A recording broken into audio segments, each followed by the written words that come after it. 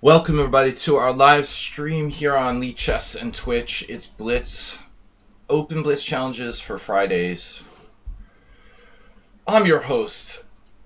Not only a very great player, but I have a wonderful magnetic personality as well. It's not enough to be a good player. You have to have a wonderful magnetic personality. What's up? And be modest. What's up? Excel Poker, Troll in the Roll, and Asterbait. Three of our regular supporters here. I'm going to take challenges from Excel Poker and Troll in the Roll. We're taking challenges from everyone who has an established rating based on more than 100.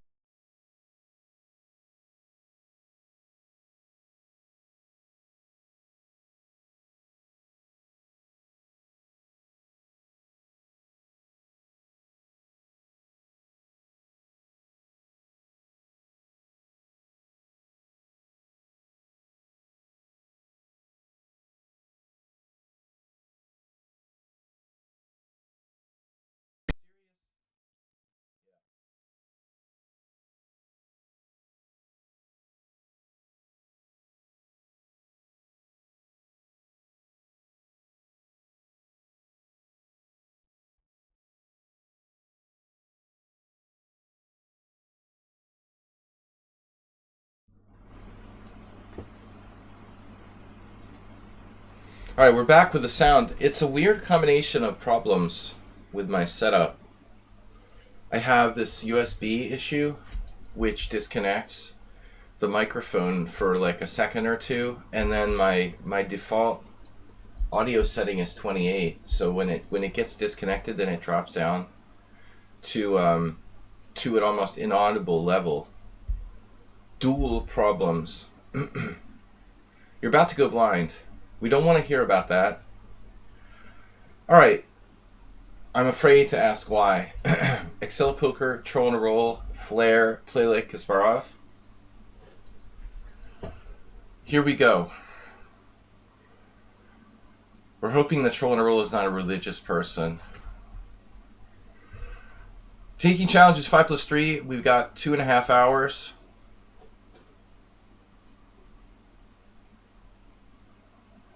Alright, I'm ready. I'm ready. I wonder how I never played on the stream on touch screen. I should try it to the touch screen. How does that look if I reach out? You guys can see my arm. Yeah, my finger. It's right below the camera. That's kind of funny. I never tried playing with a touch screen on stream. It's not easy to do. Why is it's not even working? I have it set for drag. Okay, on my phone it's like click a square. Dragging is not good for touchscreen. Definitely not good.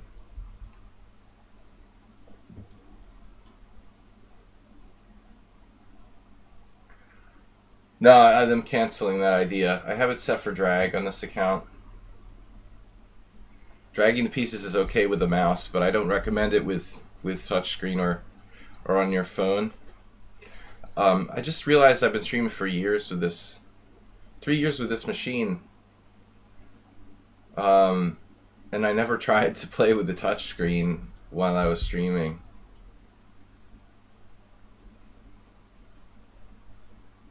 Swipe.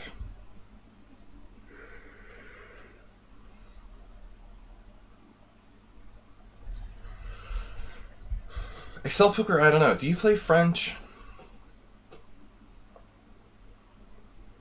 We got a strong challenge from Excel Poker to warm up with. Yeah, I mean, so this is like a main line. Is there a chess streamer using a DGT board? Yeah, probably. A lot. I mean, not a lot, but I'm sure there's like more than one. I saw someone doing that. I don't know if it was DGT, but he definitely had a electronic board hooked up. It was just some noob, you know, it wasn't a master. Bishop G5? Well, I mean, the E-file's open here. I never thought about playing Bishop G5 in that position. Black plays H6 too. I don't know, you know, that I want to trade my bishop on F6. Interesting idea, but I don't think we can pull that off with our king in the center. It's not the queen's gambit. This is main line. I don't think that the Godiva variation, this c4 French, exchange French with c4, I don't think this is objectively more than equality for white, but I just play it, particularly against a player who's playing like d4 or c4 e6. He's trying to play the queen's gambit, and now I'm making him play a French. Actually, I'm surprised. Why wouldn't Excel Poker play c5, actually? No, it was c4. It wasn't d4. It wasn't e4, e6, c4. It was c4, e6. Yeah, but why not c4? Why not c5, Excel Poker? You would think you would go for a Sicilian type of setup. Now it looks pretty good. The main line is bishop e6. Well, that's, I think, the main move. I had that with Yevgeny, who we haven't seen in ages, and Schieberspieler.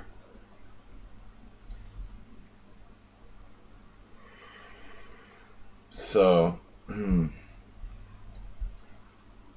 Excel Poker's like, he's kind of tricky and quick when he needs to be. He seems to play better when the pressure is on. But I also appreciate his time management. One of the only players here who's not afraid to be in time pressure.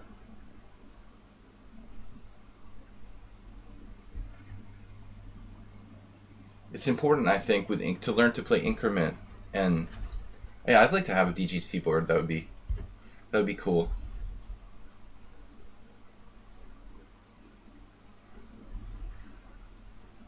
There's also those experimental boards that like move the pieces for you.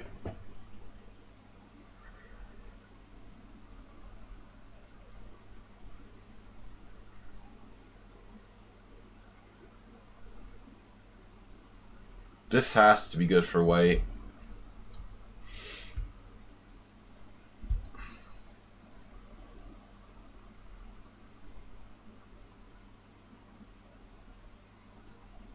I couldn't resist.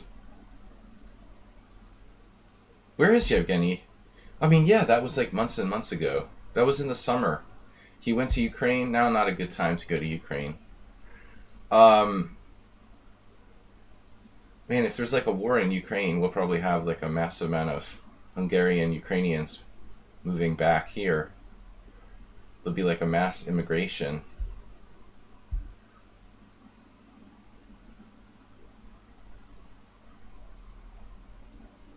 I'm pretty worried about that. We're one border from a potential war. It's like I can choose drive-by shootings in the United States or like European war. Which is worse? I picked the best countries to live in.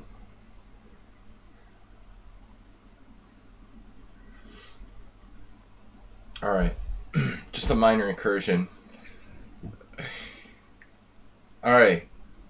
A minor incursion is okay. And the other thing is like the bank across the street from me is a Russian bank, and I use it for like taking money out of the bank. They have a good, fee. It's not too expensive. If Russia starts a war now, I'm going to have serious problems because like the US will sanction Russia and they'll kick them out of the SWIFT banking system. So I know this seems kind of selfish, but I'm not going to be able to like have a bank I can go to across the street and withdraw money because, they're going to like get kicked out of SWIFT or something. It's very inconvenient. He's just letting me take on f7.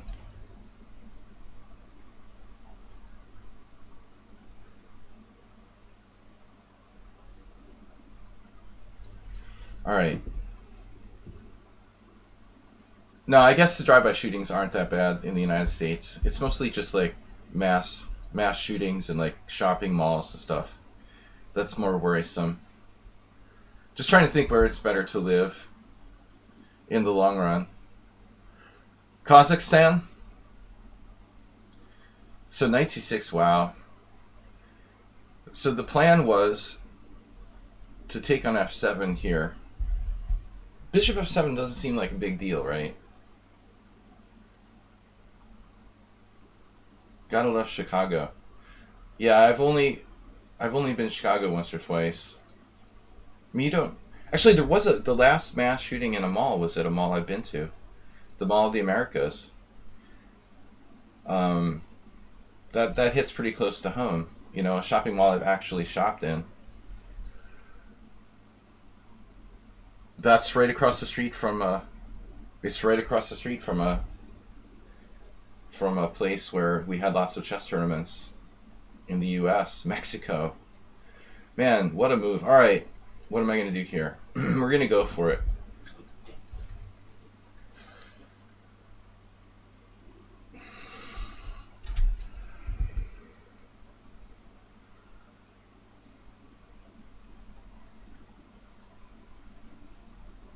A child in the United States is shot like every hour. It's unbelievable statistics or something like that. What country in the world that's not in like a war zone has that kind of statistic?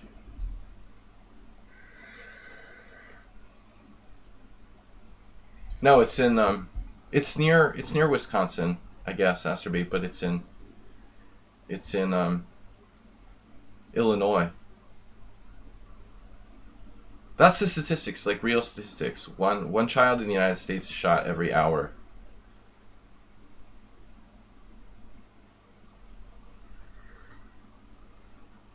On average. We're not even talking adults. Alright. Bishop c5. Yeah, Japan.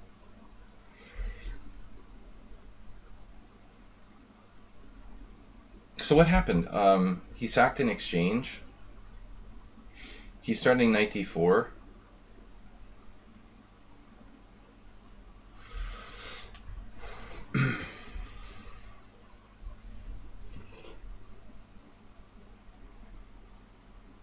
Tsunamis and earthquakes. Yeah, in Hungary I'm safe from tsunamis and earthquakes. I mean, we might be alright here. But, it's a little close to Ukraine for my comfort. And if Putin is successful in Ukraine, maybe he'll just keep going. You know, why stop at Ukraine? Hungary used to be part of the Soviet Union, sort of. Might as well just keep going.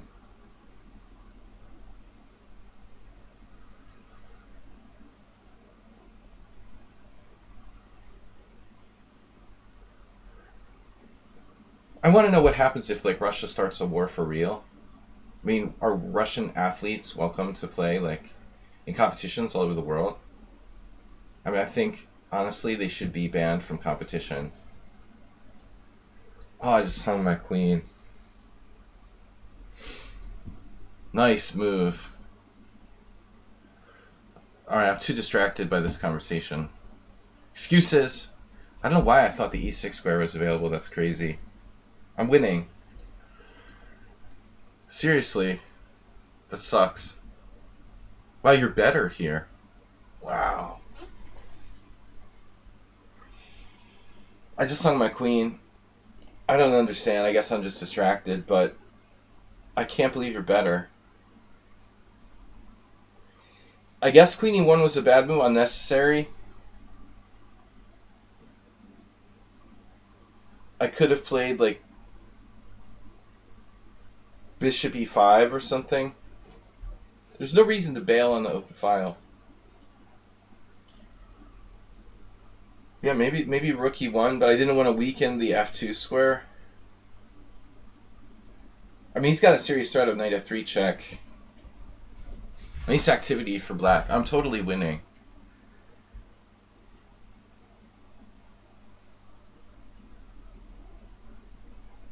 What about shoot by driving? Ask Troll, I don't know. He's talking about GTA.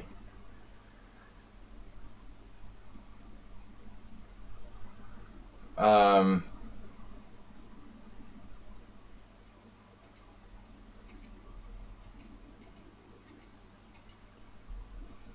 So I'm totally winning. Bishop f4 is a blunder. I mean, I could play this and like wreck my structure, but that's bad. I mean, he has this very strong threat of knight d4. I'm plus 4.5. I can't believe you just sacrificed your f7 pawn. Knight f7 is even a question mark. So what am I supposed to play here? Bishop takes f7 was best, and then what? Like, what do you do next? You just up a pawn? I mean, I'm just up a pawn here. Why is this so good? Leaving my bishop in an awkward position on f7. What do I do? Just like knight takes c6 and I'm up a pawn? Oh shit, are you serious? I have knight g6? Yeah, right, if I could come across there. Oh my gosh. Check, king h8. If only there was some clearance here. That would... Man, that would be amazing. If there wasn't a knight on c3, I seriously have knight g6. I mean, you can play like knight h5, bishop takes g6. Anyway, alright. I knew I didn't want to play a strong player in the first game.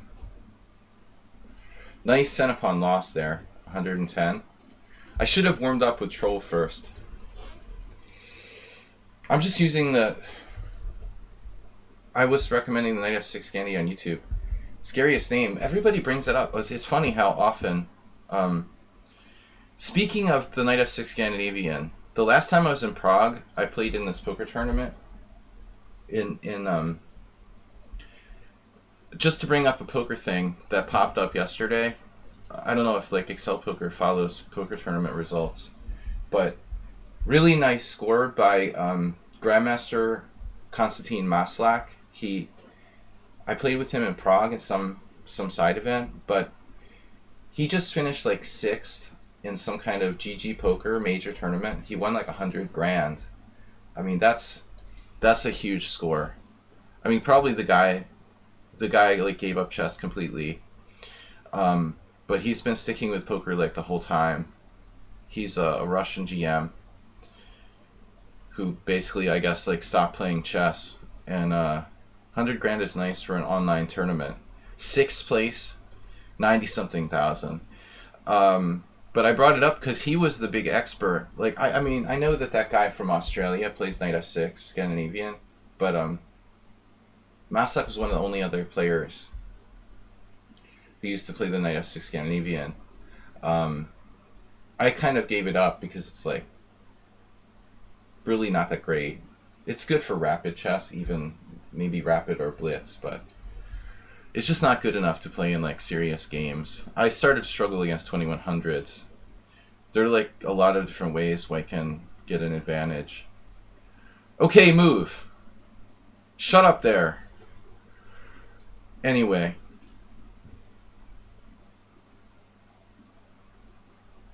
I'm not really like following poker news either, but I just happened to catch that. Nice job.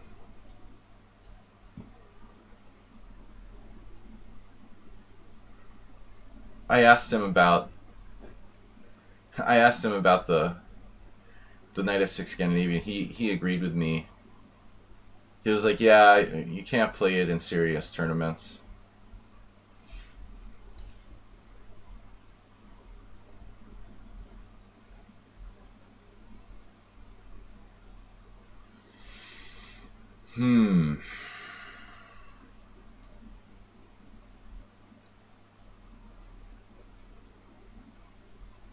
Draw my queen in first game. Very strange.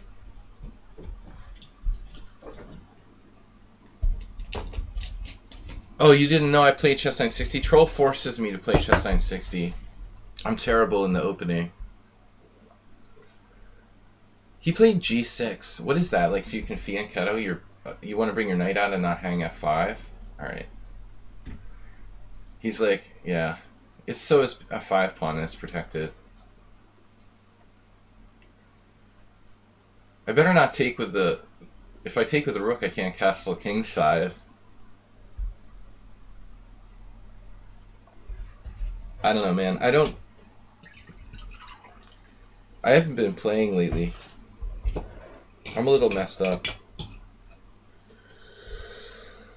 I just recovered from COVID. Well, I haven't even fully recovered. I have some kind of long COVID thing going on. So, extra brain fog. Coughing for no reason, then it goes away, like last night. Aspade, I'm starting to like believe your theory about like your immune system. Like your own immune system starts doing something crazy. Why do I just start coughing for like 2 hours and then I'm better? Alright, Excel Poker. Speaking of coughing, he's gonna go buy some cigarettes. I hope you're in Germany. They must be more expensive in Sweden.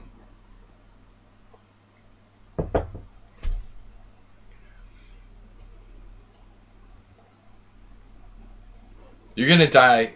You're gonna die anyway.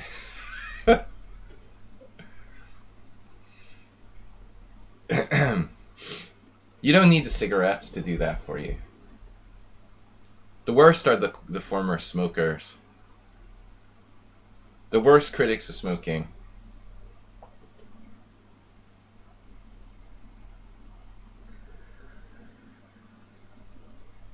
In Hungary, like it drives me crazy. We must have like the highest percentage of smokers in the EU.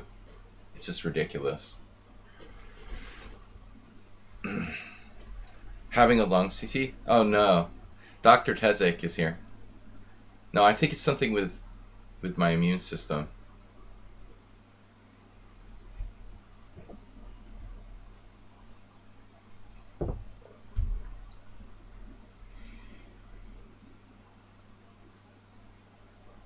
No, I'm good.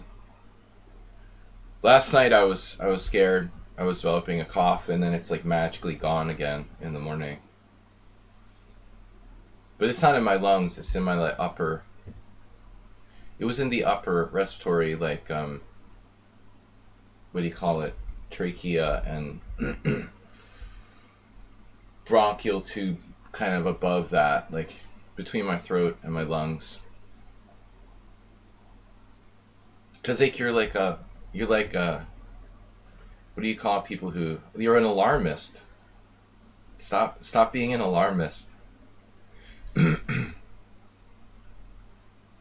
you're not boring. I think being an alarmist is quite exciting.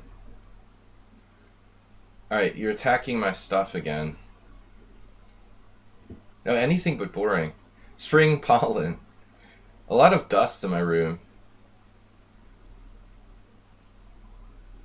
We have a nice, like, giant construction process across the street. They're building a giant building. And there's a mass amount of construction dust in the air in the vicinity of my apartment. If you just leave the windows open, there's all this like gray soot, like definitely not good for the lungs. Anyway, even without COVID, they built 2 giant buildings across the street from me in the last, almost across the street from me. One of them is almost directly across the street from me. It's been going on for like almost 2 years. So lots of good air pollution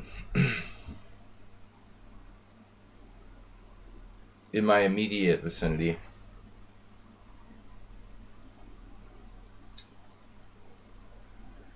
Damn.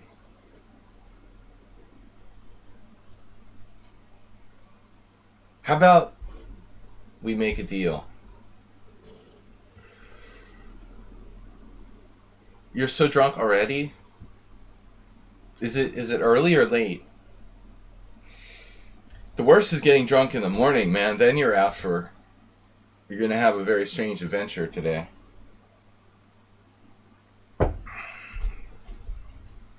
The all day drunk adventures were always crazy.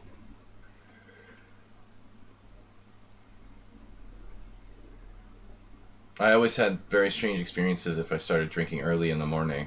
That's not a good idea.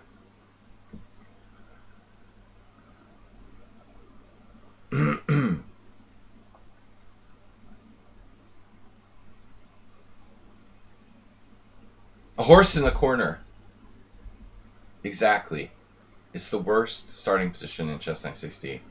It couldn't be any worse than that. Doesn't get any worse than that. Absolutely. So I'm up nothing in this position. What am I up? Why do I feel like... Why did I think I was up material? It's so strange.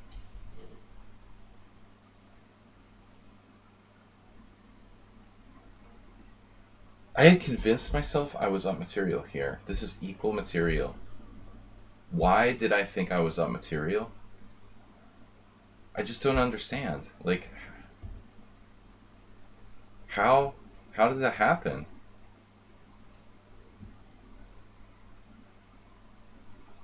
Antonio. Is Antonio here? Am I still aiming for a GM title? This year, in November, I'll technically be eligible for the World Senior Championship 50 plus. Even though I won't be 50, I'll technically be eligible. So if I win the World Championship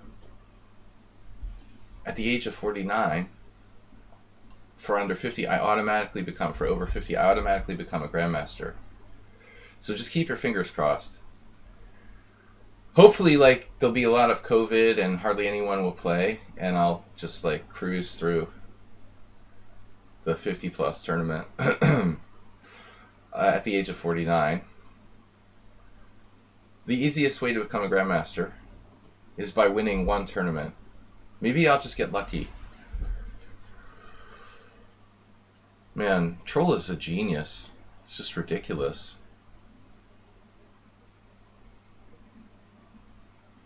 Get my knight out of there.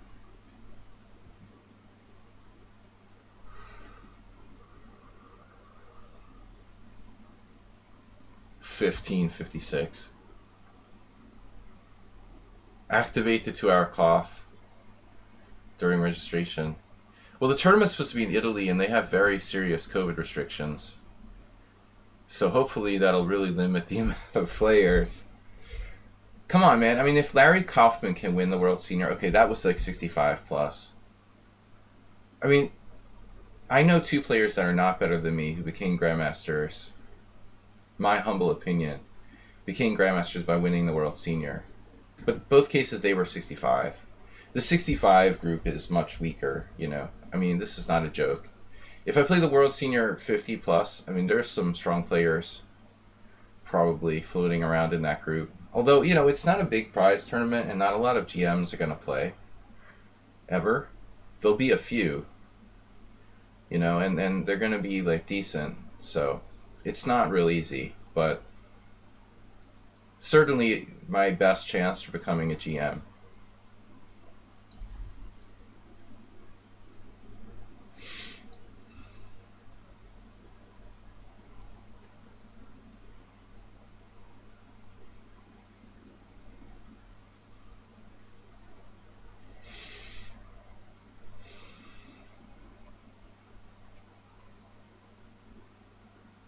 Oh yeah, Morales can come to visit me in Italy.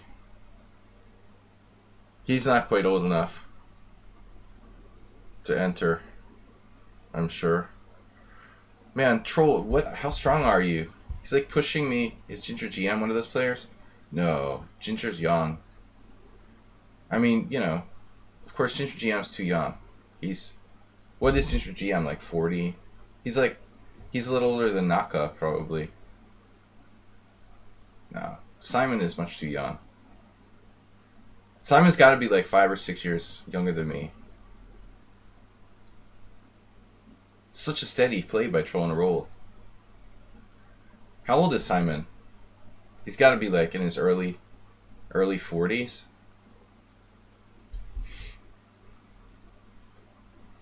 No, I'm not talking about like GMs that are not as strong as me.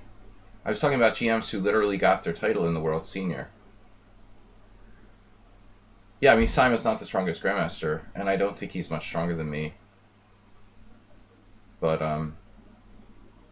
he achieved a fairly decent rating at some point. I never reached 2,500, so I can't say he's not as strong as me, or something like that. I mean, he's definitely not the strongest GM out there.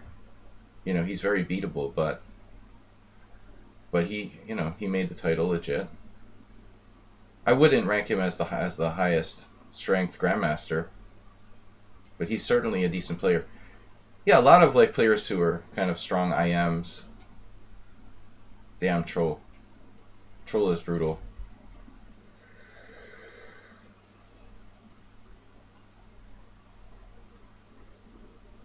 But there are players who are GMs who are weaker than Simon. I mean, he's certainly not like first on the list of weak grandmasters.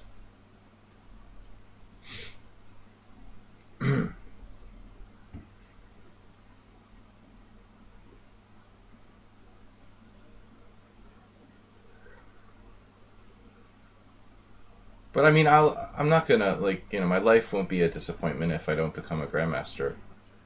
Wasn't my biggest goal. What am I doing? I'm blundering again.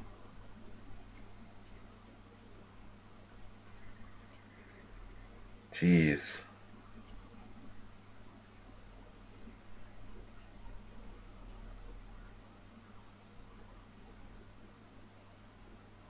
Oh, F3 check.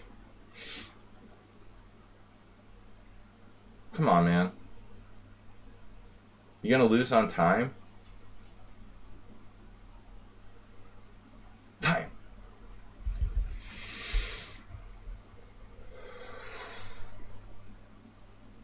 I mean, I don't have anything personal against Simon. He's probably been embroiled in some scandals, though. Not something I'm really familiar with. He rated my stream. He seems like a good guy, but I don't know him deeply, We played years and years and years and years and years ago in Hastings when he was a teenager. It was an interesting game. I sacked a piece for 3 pawns, and it ended in a draw. Someday I'm gonna get all my old games together. Flair, play like Kasparov, Morales, hyper steady. Man, Troll is a steady player. Speaking of hyper steady, we're just taking challenges from everybody in the order I get them. Someone requesting to join my team.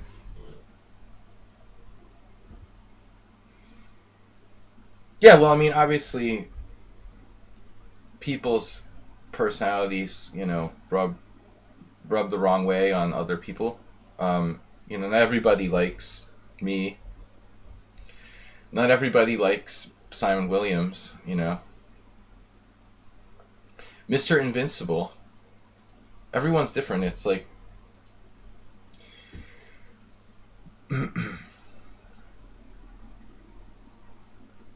yeah, usually don't get space with black pieces. That was brutal. Did you do my game? Yeah. You didn't check it out? No, you had a huge advantage, Troll. You were better the whole game. As always. Troll is a chess 960 magician, an expert in Troll 960. We'll call it Troll 960. Troll 960 openings. Man, I don't know. I'm not in good form today. My brain fog. The brain fog is a serious problem. I had brain fog already, prior to getting COVID, and now it's worse.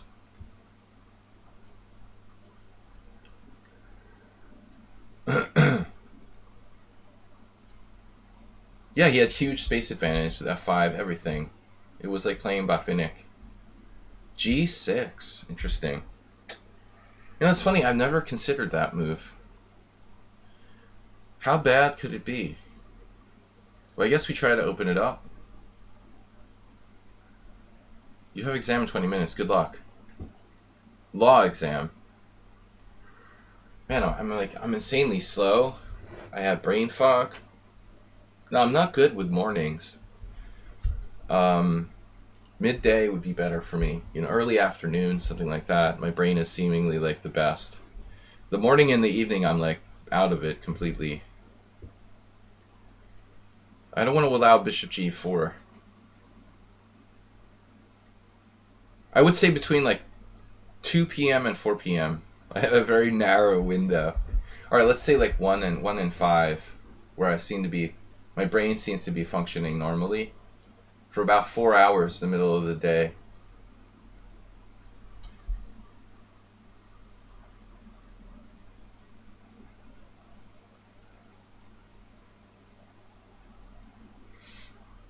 Kind of like a Nimzo, basically, but by transposition. It's a weird Nimzo where I've like pushed my pawn up to e5.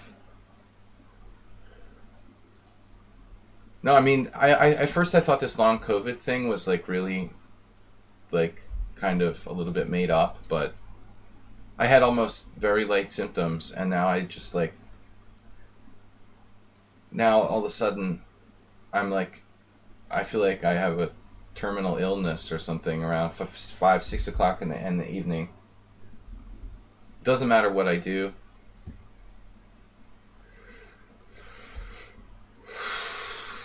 Hoping this clears up. GM Sladgie, what's up, Chess Ibra? Speaking of, now we have an actual doctor in the house. Help me diagnose my long COVID.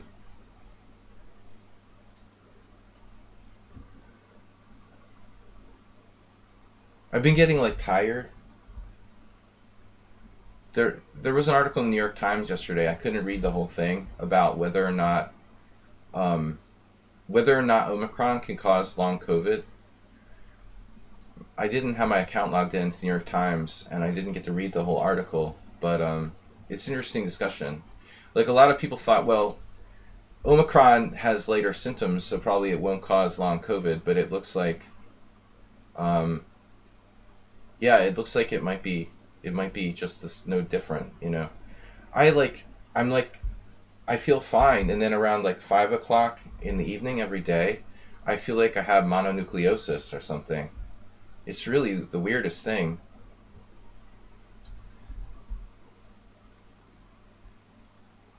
You would think like you didn't have hardly any symptoms to begin with when you got COVID. How could it like cause long COVID or whatever? But I just, brain fog and like just being very tired for no reason. It's really weird. That's why, people shouldn't voluntarily, among other reasons. Right, you have like people that are really sick. They're not there for this kind of thing. It's the microwave ovens.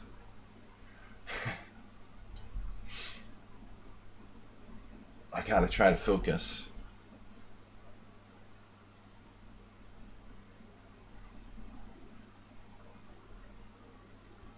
You have more hospitalized people. I think the first problem is that people are going to start taking it less seriously because the symptoms are purportedly lighter, so less masking, people taking less precautions. They're going to let their guard down now more than ever. That's why, probably. Just generally letting their guard down. People getting it on purpose, like that lady in the Czech Republic or whatever. There was a folk singer from the Czech Republic who she basically got it on purpose from her family and then died. She was just to get it over with. I basically wasn't sick whatsoever, hardly at all. And now I just feel like fatigued all the time. Greetings, chess people. WJ Leaf, welcome. Yeah, I had like very little symptoms from my vaccination as well, but I guess it depends on what one you got. Good to know that you're vaccinated, troll. WJ Leaf, how are you doing? We're taking Blitz challenges. I should change the title of the stream, like Blitz challenges with long COVID and brain fog. But the truth is that I had brain fog even before COVID, so this is going to be a long grind.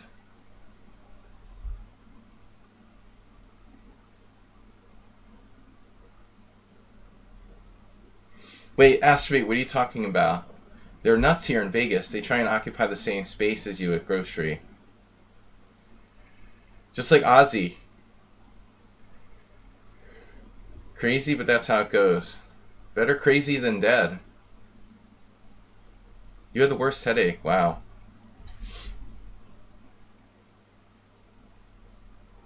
You're chronically hungover. That's not related to the COVID.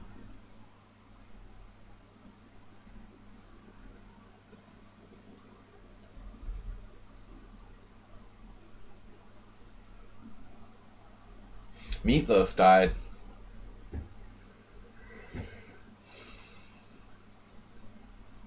I keep up with all current events.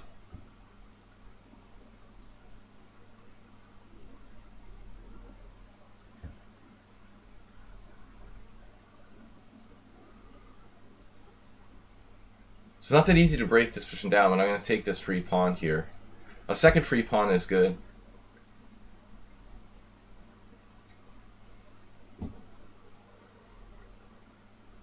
Yeah, WJ Loof, I got COVID and I was really not symptomatic. Not very symptomatic. It's like light symptoms.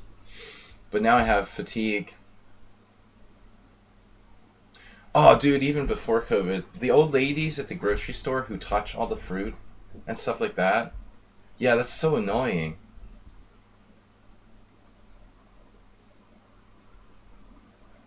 Jim, what's up? Everybody's here today.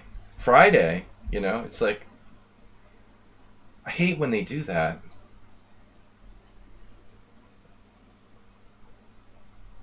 It's like, damn, do you have to touch every freaking piece of fruit? And they're not even really checking them. They're just kind of like, they have an obsession with like touching every one.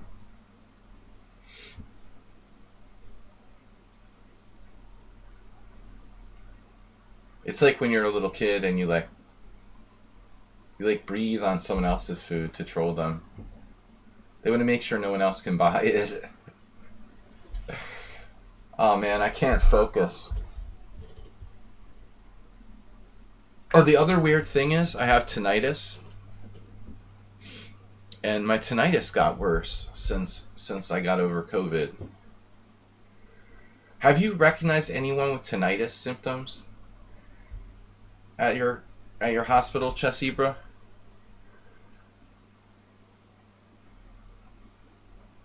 I mean, no one really understands the cause of tinnitus in the first place, clearly. But ever since like the long COVID started, my tinnitus is like twice as bad as normal. Somehow it's like related. A lot of people, like, there's studies about it that say maybe it's just the stress of the pandemic and stuff. It's like stress related.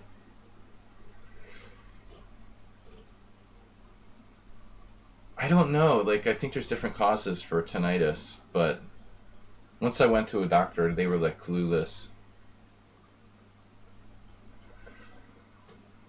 It seems like everyone's clueless. It's a very mysterious disorder. But there's a lot of like sort of scams out there, I think, purportedly trying to treat it. Man, hearing aids and companies like that are massive scams. I remember when my mom like started to lose her hearing. It's such a criminal situation. The prices they charge for like hearing aids for elderly people and stuff. I'm just talking about everything. I can't seem to focus.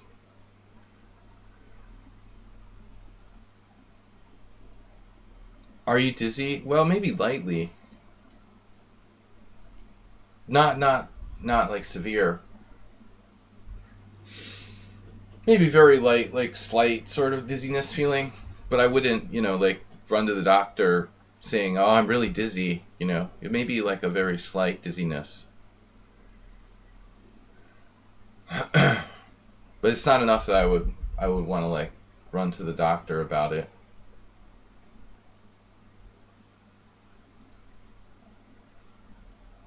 WJ Leaf, maybe you can find a psychologist to like treat you like online.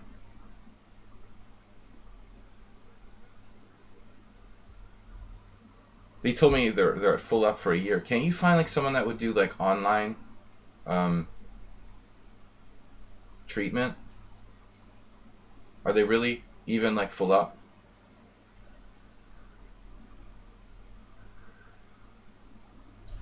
Maybe you could really like, I would think like psychology or psychiatry would be like ideal for treatment, through like Zoom calls or whatever. It's not like you have a physical disease.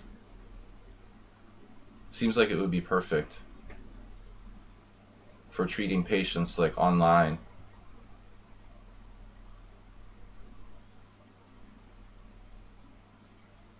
You could theoretically, you know, get treated by a psychologist from anywhere. They wouldn't have to be in your vicinity.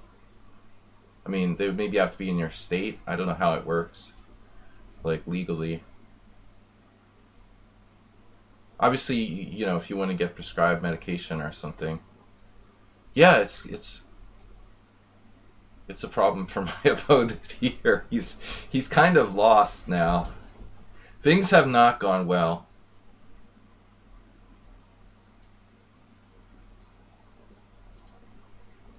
It's a little overwhelming.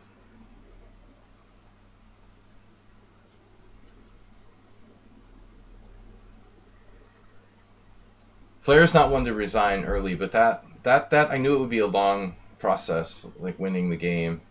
Ripun, you jumped in front of the line. How did he do that? I thought these other players were here first. No, seriously, WJ Live, look into trying to get treated online. You can't take medication. Well, that's not an issue.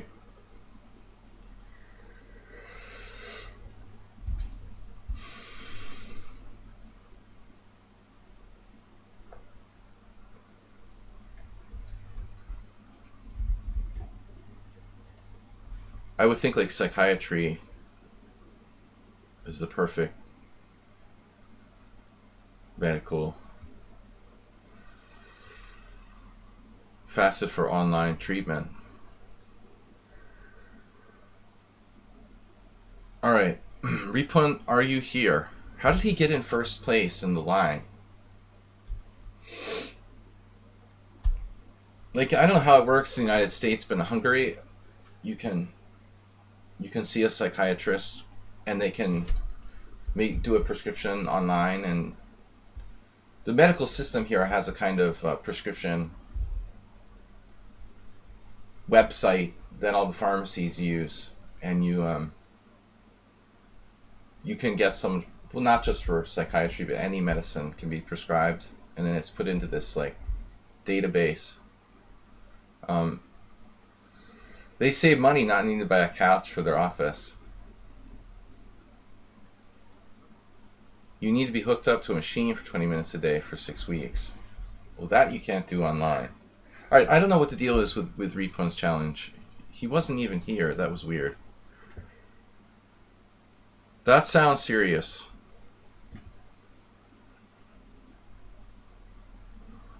Play like Kasparov. Guys, don't forget to subscribe. And thanks to all of you who have subscribed. Prem, Flair, Acerbate. Troll in a roll. Uh-oh. Troll is no longer a subscriber.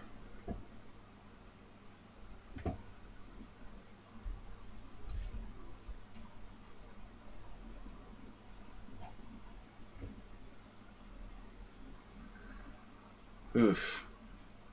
Troll, you snuck in that challenge. You're not even a subscriber.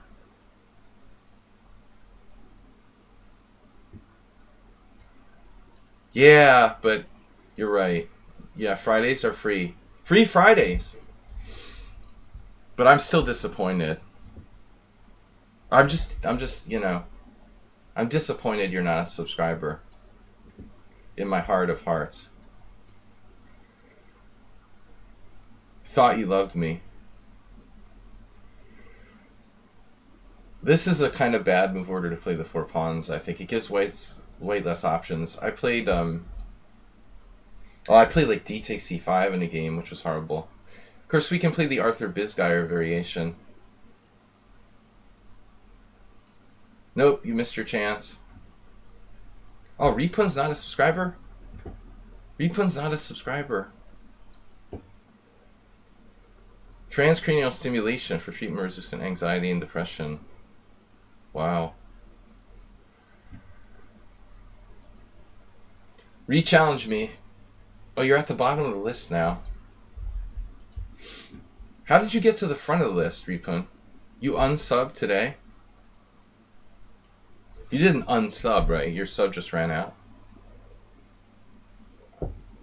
Can you unsub? This was my game with Arthur Bisgeier in 1991. I was black. I think. It basically transposes to the... Oof. It transposes to the dragon. It's a dragon. It's 11 fish dragon with c4. I guess it's not a dragon then. It's like a Marazzi. It's actually a Marazzi. It's still an accelerated dragon then. You know, whatever. But e5 looks like a howler.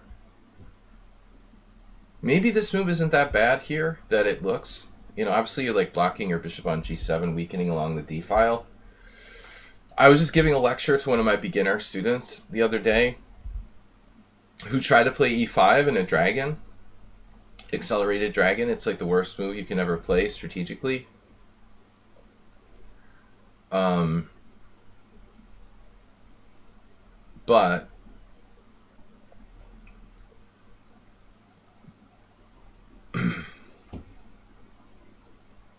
I'm trying to think of how my game with Bisgeier went. I mean, I would assume I would have played knight c6. Yeah, I'm thinking something weird about it. I took on d4, he took on d4. I know what it was. I followed a recommendation from this old book by, who was it? Leonid Stein? There was a game by Leonid Stein. It must have been pawn takes pawn, knight takes pawn, knight a6. I think I played knight a6 against Bisgeier.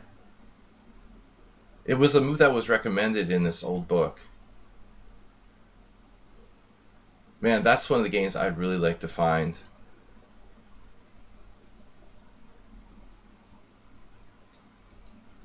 I have this like in my Twitch description about Sladgie, right? I've battled against the likes of Magnus Carlsen, Hikaru Nakamura, Fabiano Caruana, Aronian over the real life chessboard, blah blah blah. But I mean, it would be cool to change that to like I've battled against the likes of like Arthur Bisgeier, Arnold Denker, Walter Brown. You know, I mean, the cool thing about my life in chess is the fact that, okay, it sounds cool to say I've played like Hikaru and Magnus and Aronian and stuff, but I've played like legendary grandmasters from the past too, you know, which is kind of cool. It's amazing to think that I played Arthur Bisgeier, you know, a guy who played in like the U.S. Championship in like 1948 or something. I played Arnold Denker. These guys played in the U.S. Championship in 1945 or 46, even earlier. Larry C. Well, Larry C is an in-between. Larry C is kind of in-between generation. Yeah, so I've spanned generations with my chess career. Who is the highest rated player I ever beaten? Alexander Onishuk. When he was like 2670. Was my best win. Yo man chess. I've never beaten anyone who's 2700. I've never even played someone who was actually over 2700 when I played them.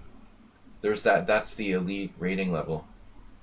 You played a tournament game mirroring Bisgeier Fischer. You got to kibitz your win with the real life Bisgeier in the kibitzer room? Really? That's cool. Yeah, he used to do analysis. Don't talk about Larry C in the past, Jim. He's still with us. No, Larry was a personal friend of mine. I would consider Larry a personal friend. Not a close personal friend, but we were friends. I haven't seen him in years, like most people.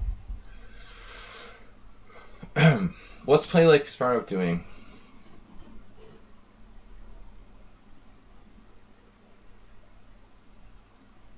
Like, there was a party for my... So a friend of mine had a party in Boston, like a little gathering, when I went back like 10 years ago and Larry came. It's pretty cool.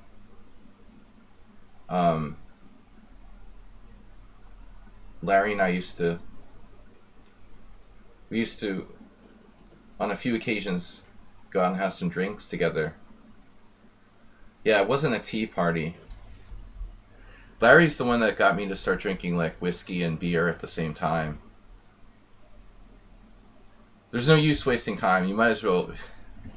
You might as well really get it on. You know.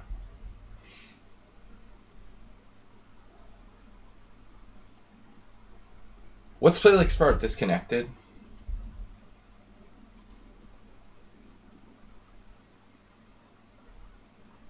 Larry's a bad influence on me. Yeah. He didn't influence me to start drinking. He just made it worse. I'm just blaming other people for my own faults. I'm just kidding. Alright, bishop takes f4. Let's develop some pieces.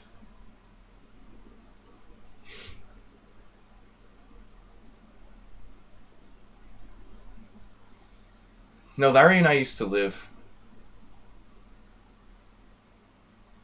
not that distant from each other. I guess at some point we were both living in Cambridge. When he first moved to Boston, we both lived in Cambridge, Massachusetts. Then I moved to Boston, and he was living in Cambridge. We'd still see each other a lot.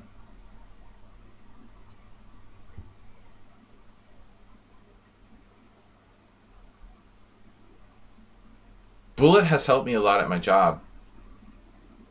Now, that's the first time I've heard that.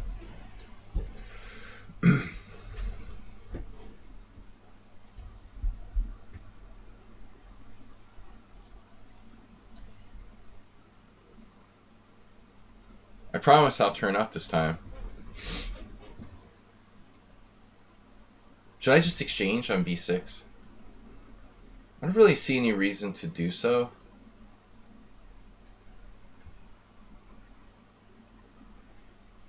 Are you a killer? Oh, you're talking about that. Yeah, I was wondering what he was referring to.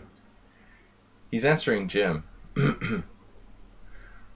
Alright, play like Sparrow. You're on track with me, like Rook e8. It's like my Queen e6 against no one will ever accuse me of being a computer. I hung a queen against Excel Poker. It's a bad pre-move. Right. No, I thought about bishop takes, but I didn't see what I was going to follow up with.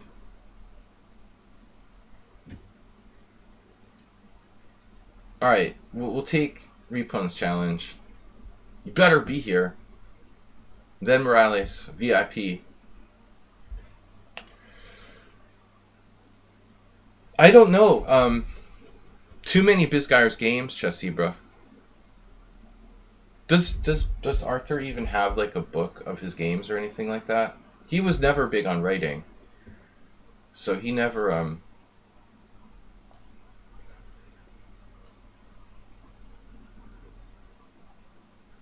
I'm proud to have played like some historically important players. I'm lucky to have a plus score against Bisguyer. I played Denker, I played Shamkovich, Walter Brown. Of course, Walter's a little younger. You know, the only like American Grandmaster I didn't play is like Yasser. But Yasser was impossible to play because he never played in tournaments. He would play like one tournament a year.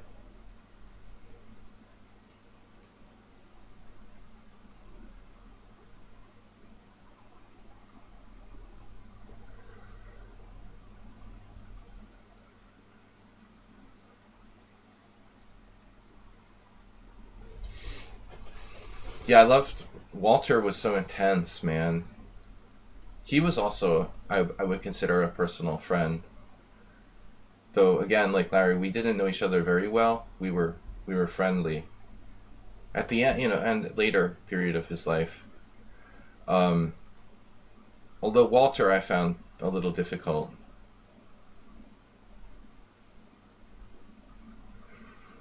What an imposing player to play against. He's like vibrating. He has such intensity. I mean, Brown was amazing. He had incredible intensity. The most intense player I ever played.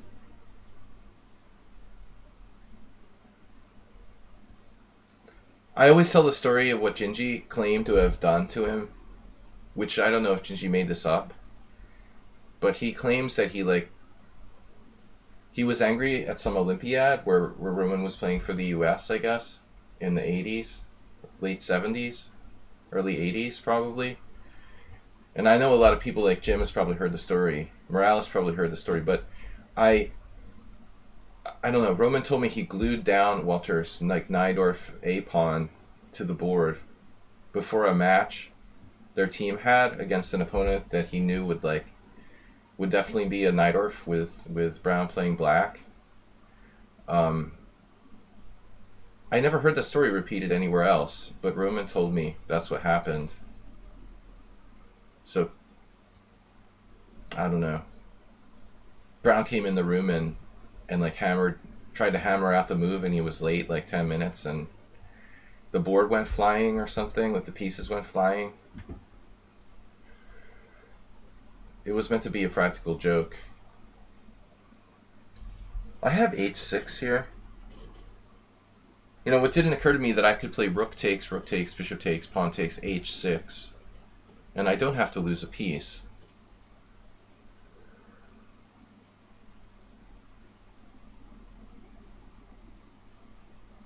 There's also knight d7. I don't really like that here. Rowan Atkinson. No, Roman. Were I drinking beers at Hastings too? That's another story. That's when I played Luke McShane.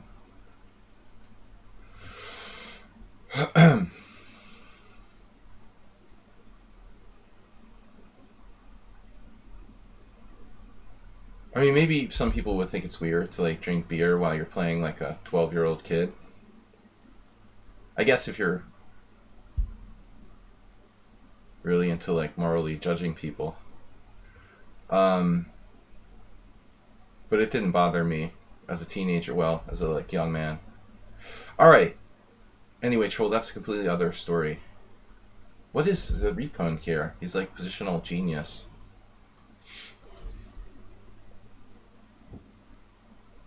He's turned into a positional genius. Do I know the story of Walter versus Bronstein? Yasser's story of Walter versus Bronstein? No. I don't believe so. Yasser has a lot of good stories, of course. Even if he hasn't played chess seriously, at least he has tons of stories. So he makes it interesting. One of the reasons why he's a good commentator. I mean, not just that he's a great player, but he's interesting. No, I don't know the story about Walter and Bronstein. Bronstein went to the United States, so it's probably something with that. Maybe when Bronstein was in the U.S., playing maybe U.S. Open or something. I don't know. Of course, it could have happened earlier. Walter played in Europe a lot when he was at his prime. No, I don't know the story. Do I have a twin brother? No. Not that I know of, but, you know, anything's possible.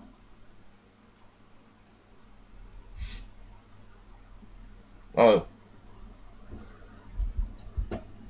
Everybody has their doppelganger. You're not the first person to say that. Homer Simpson.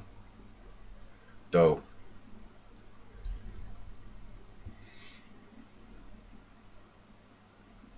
I guess we're not going to just hang a pawn here. Perfect play by White thus far. I did something wrong in the opening. This is strange. What is this? What the heck is... What is knight takes c6 here?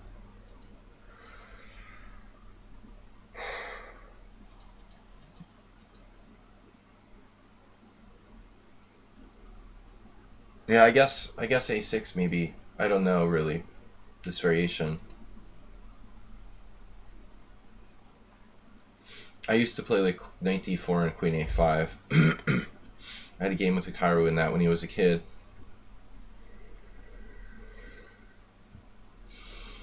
He swindled me a pawn down and drew. That was the first time I played Hikaru. He was like 13. Maybe younger. 12. I don't know. He had just become a master. National master Hikaru Nakamura. He fell for a trap, lost a pawn, and then saved the game a pawn down. It was the exact same routine that Luke McShane did against me twice. I have 3 games against, 2 games against McShane and 1 against Hikaru. They're always losing a pawn with white in the Sicilian and then saving the game a pawn down. McShane did it twice. Once in an accelerated dragon and once in a... I keep forgetting that I played him twice. And he did the same thing twice. It's so weird. Little kids are always good at saving lost positions. What are we doing here? Because they're optimistic, right? They're not old and pessimistic. I don't like the look of this.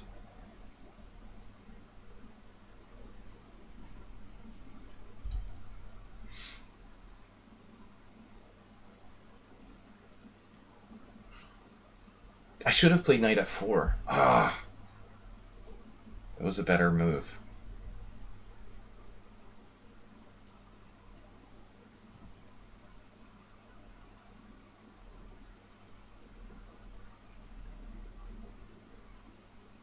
Wow.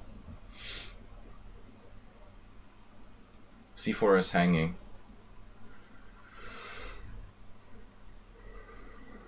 Man, Repun has amazing talent, and it's just...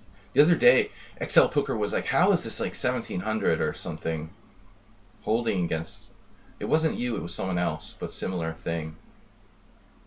Where does he come up with these moves? And then the only reason he doesn't win is because he plays a little bit too fast. I have not heard of Paradigm Chess 30. It was you only? I thought it was someone else. It's weird. Amazing move, rook d6. Amazing move.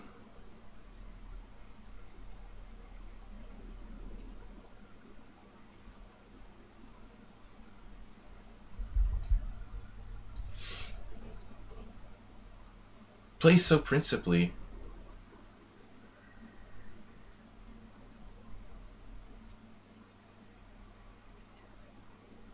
He actually loses here tactically playing.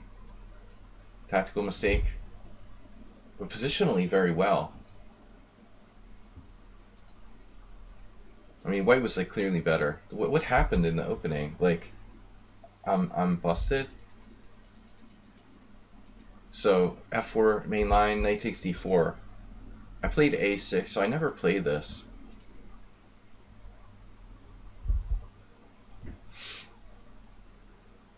This is just not really a reliable variation.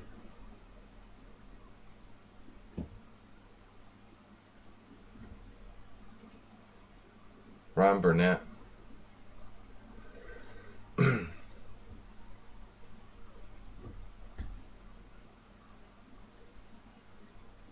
It's funny how few people played knight takes c6 here.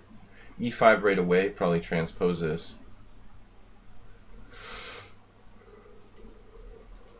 White just has a good position right away. Here maybe I should play rook takes. I wasn't sure.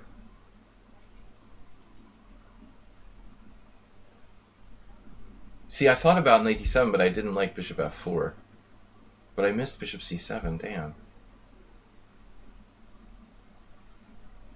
Yeah, I was afraid of a stupid move here. Bishop f4, I have bishop c7. You can take. Yeah, this would have been better. Alright. Morales. I'm accepting the challenges I can get to. We have an hour and 15 minutes. Ki hetre. Ki hetre. It must be Turkish.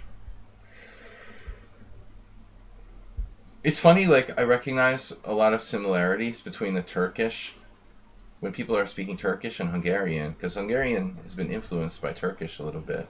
It's weird. Knight g4.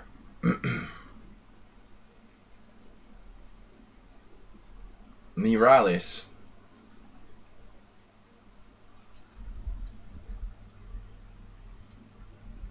I am still playing like crap. Yeah, Hungarian is just it's a conglomeration of many influences. But sometimes when I see people like on Lichess typing in Turkish, I recognize these words like that. Almost seems like Hungarian. It's weird. But they, they invaded Hungary and had an influence on the language 1,000 years ago or whenever.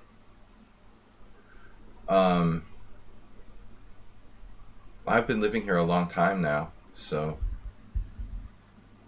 I'm not a linguist, and I'm very poor at picking up languages, but by force, I've been forced to learn Hungarian gradually. Provided a refutation of Black's Drim's rook plan. You know, the other day, time ago, you provided a refutation of Black's... What? The rook plan? What do you mean a refutation? I played a novelty. No, it wasn't even a novelty. You mean I played black? What are you talking about? Antonio, are you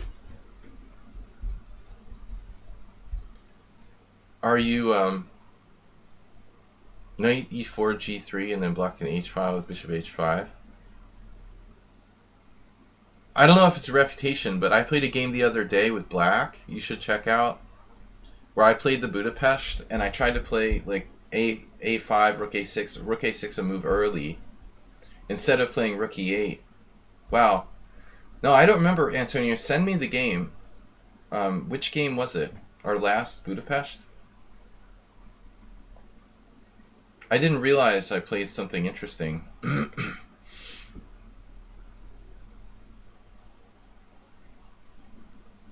We're in just the main line here. Chessmaster. Sladgie versus Chessmaster 3000. Circa 1999 or something. This is Morales' favorite variation.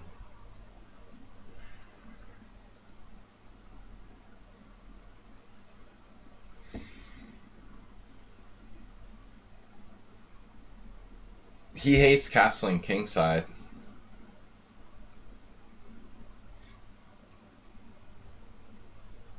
That's a new idea.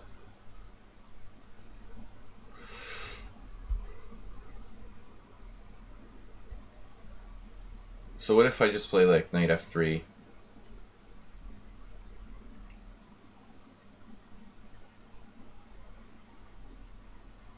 Oh, it's two knights with knight g5. You're talking about Fischer Bisgeier. You retreat the knight to h3. I'm not a big expert on the fried liver or whatever for either side. Look at this. Just doesn't even think twice about sacking that pawn on c7. It's trapped. But a3. I mean, rook d1.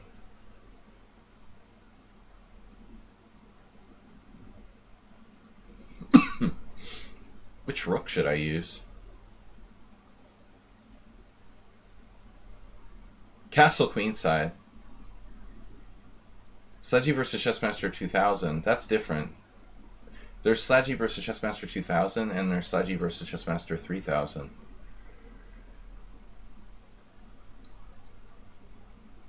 Wow, he stopped that. So he's got bishop c5. Amazing. Yeah, I don't like this for black though. It looks a little dubious. But I guess your bishop on c5 just lives there. There's nothing I can do about it.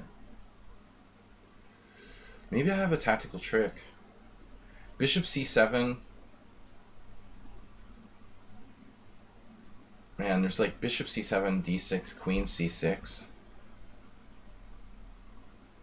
Bishop c7. Wait a minute. d6, bishop takes b6. Why can't I just take this now? Oh, you're bluffing me again.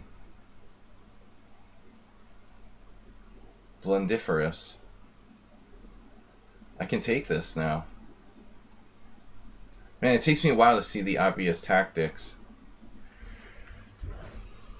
I have brain fog, and plus I'm genetically predisposed to Alzheimer's from my mom.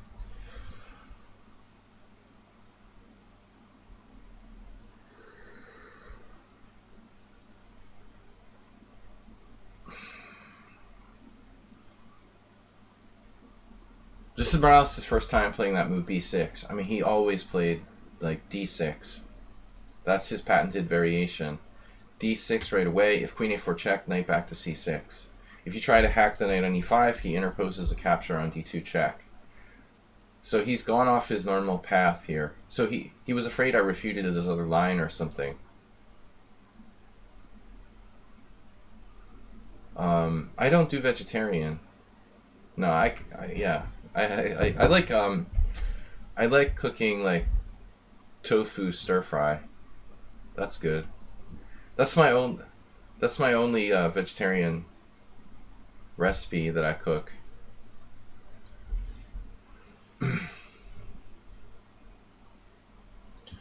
Stir fried tofu with vegetables. Have you tried beer?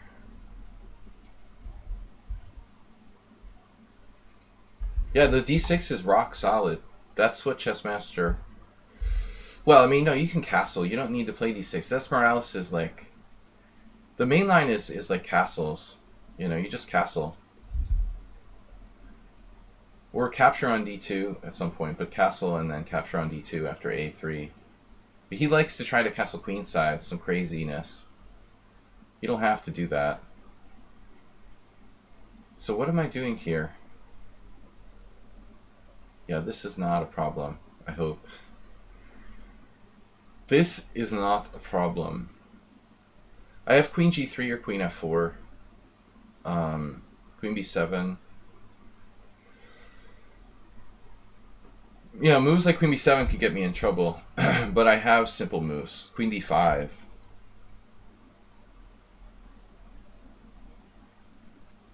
That would be best. Wait, queen d5, d6 takes, rook d8 takes, rook takes d5. Yeah, we're fine.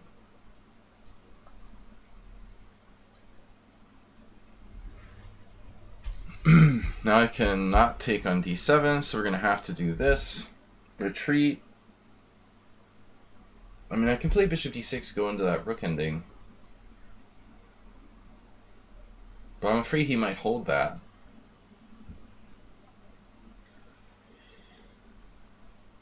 The rook ending is not sure. I probably was winning, but it's one pawn up. Not really trustworthy. Beers or bears? There are beers made with bacon? Ugh. It's nasty. You found a training partner for long time controls. Oh, okay. He seems to be a strong player. Good choice. Yeah, don't judge him by his don't judge him by his FIDE rating. Yeah, he's talented. He's been working hard on his game. I've had a hard time with him lately. He's gotten a lot stronger. No, he's really serious. I think he's a good training partner. Very serious about the game. B3. Yeah, move 11 is he's giving me a hard time now. I'm struggling to beat him when I play like practice games against him. That's cool. I know you've been looking for someone to play against.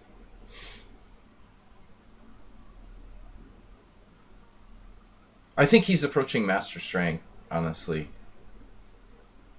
But then again, you guys should be evenly matched.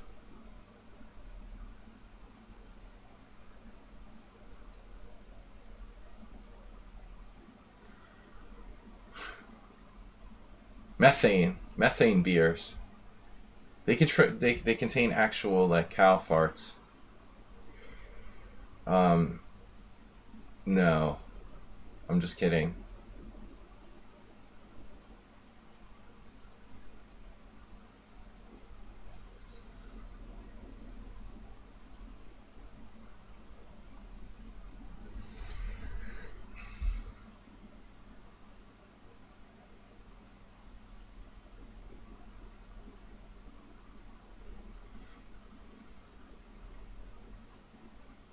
That's a good idea, making back rank Luft. Morales is managing to just lose one pawn. And, yeah, no, he stays active. It's good.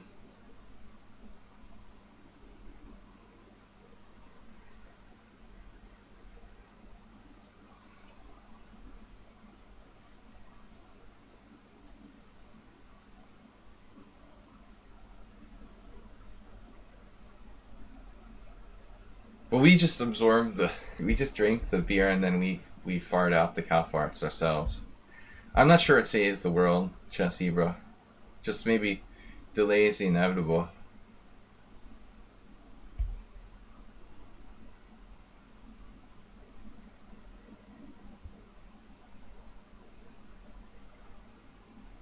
All the foods I like are like bad for the environment, like avocados, cow. All right, Queen E7.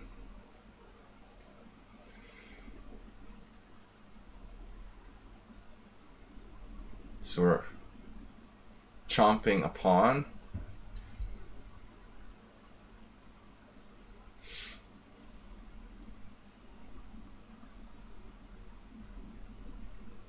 Wow. So it's over. Simply over. Not so easy, actually. He's escaping. He has a check. Now what's the best way to finish him off? And he has F5 check.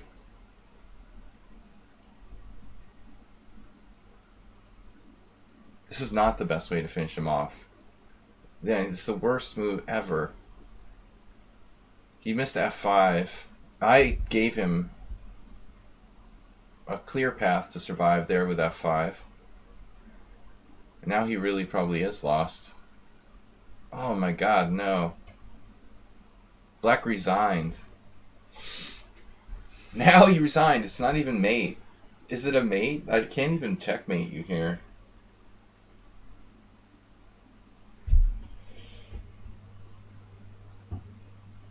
Man, did I miss something really easy? I don't even think my queen move was right. Doesn't he have F5?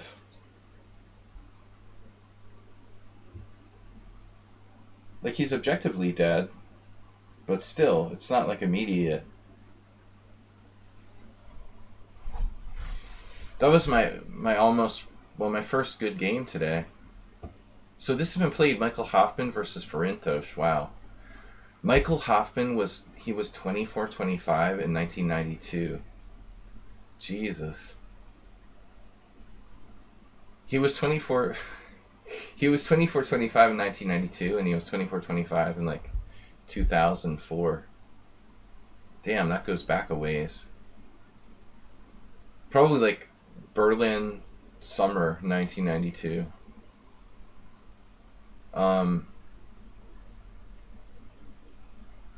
He's a funny guy.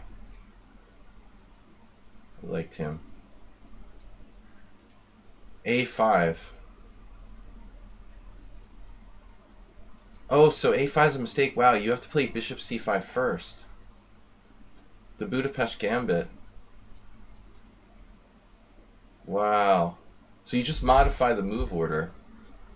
Bishop C5 first, and everything's okay. Interesting. Hyper steady. Yeah, it would take a Hungarian grandmaster to play the Budapest. Okay.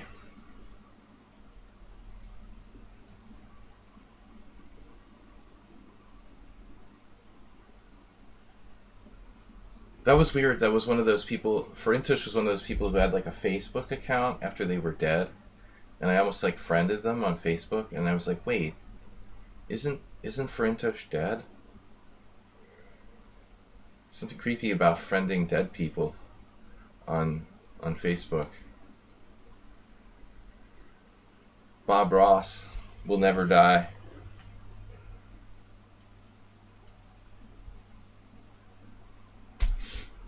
But I guess artists, it's normal to make more money after you're dead.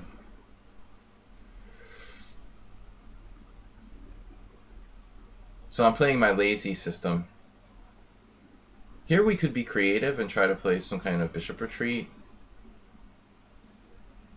It's not really good though.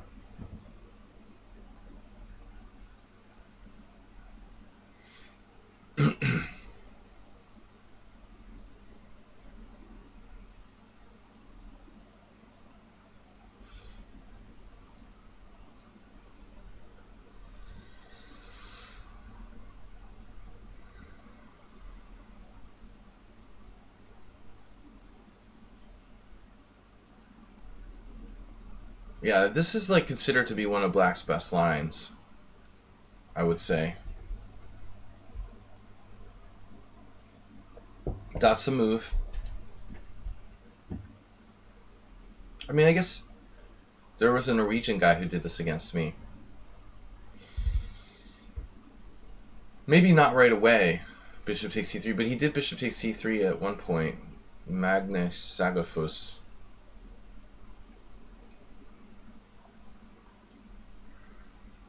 Now the g5 pawn is hanging though. It might be a little too early to do that.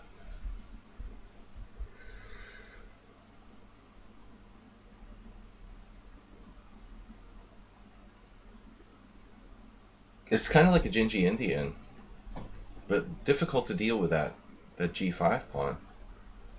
Queen c2, bishop f5. That's not a problem. Biting granite. What? The bishop on g3? Absolutely true. But it can come into the game. Usually they go knight h5 and take that guy out.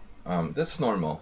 But I think the real question, Chess Zebra, is whether or not it's worth it to trade like a Leningrad Nimzo for black there. I personally think the bishop is worth more than that, probably. Black's clearly best piece.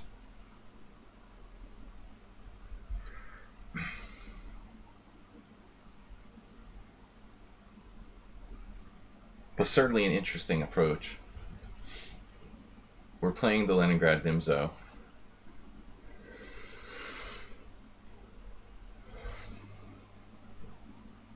Yeah, I often, in the other openings I've had, yeah, he's playing it like the Gingy Indian. That's funny. But I have a good square for my king. How about you? Maybe you should not play the King's Indian, but play a different opening. He should be playing the Gingy Indian or the King's Indian. Or he is playing the King's Indian, or the Nimzo is what I meant to say. He's supposed to be playing the Nimzo.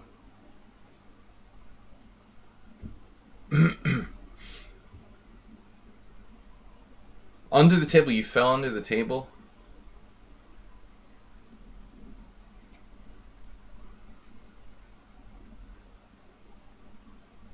There was a funny story I told once or twice on the stream. Hyper Steady. Certainly got a creative game here. He's a relatively new account.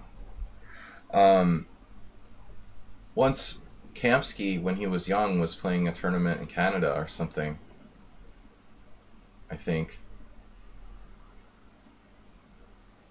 He was still very young, and his dad was there all the time. And he played this Canadian IM, Brian Nikoloff, who was a legendary alcoholic, but a strong player. I played him once. And the guy literally like fell asleep at the board. He was like falling asleep during the game against Gada. It was an important game too, like playing for first place in some tournament. And I forget what it was. Like they didn't wake him up. Maybe they eventually woke him up. There was a debate. I wasn't there. It was just a story I heard secondhand, but there was a big debate about whether they should wake him up or not. That's funny.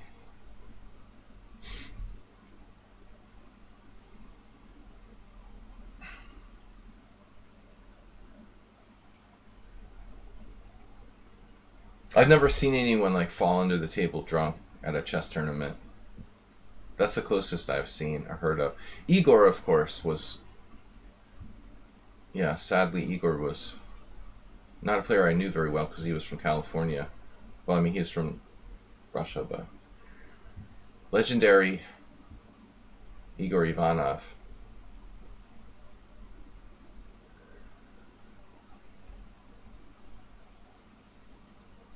This player is kind of pissing me off here.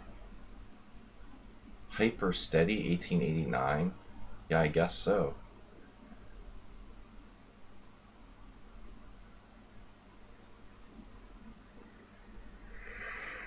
You're not supposed to wake them up, I guess.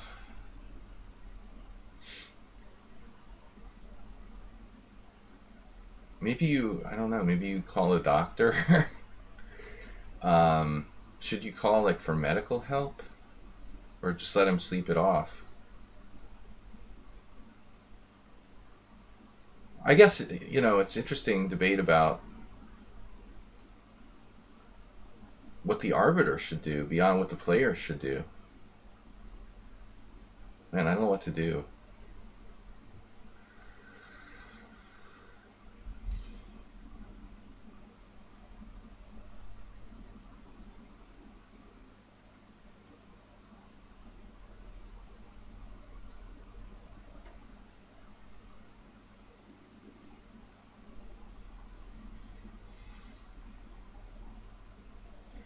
Well, anyway, I didn't know Igor very well, but apparently he was often drunk at the board.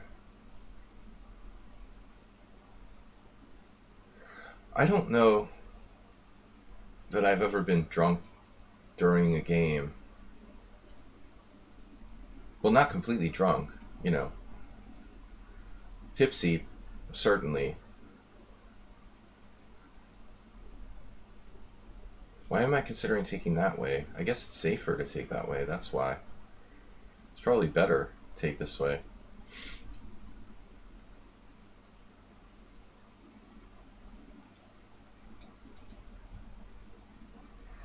Weird.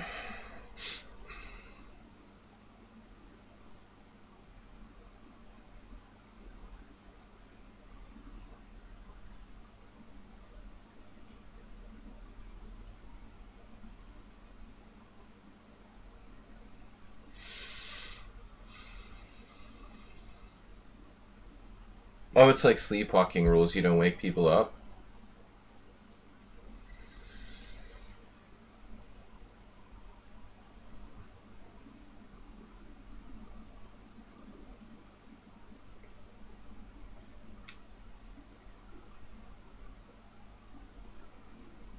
Yeah, I think Kamsky was like lost too. I mean, that was the point of the story. That he was actually like totally losing.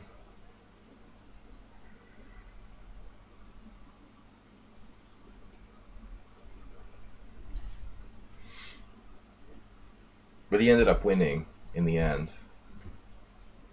Not entirely surprising.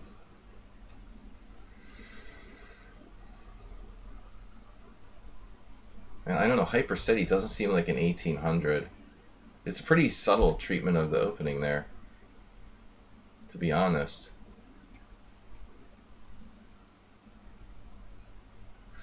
Having played the Gingy Indian a lot myself, see, this is not the kind of thing like an average player would come up with. Playing b5 in the Gingy Indian, it's counterintuitive but necessary here to free his queen. I don't know, this player seems awfully good. 1889 is not a bad rating, so it's hard to say. He's probably underrated. It's a new account with less than 200 games. Another totally surprising move. Damn, look at that. Wow. Where did that move come from?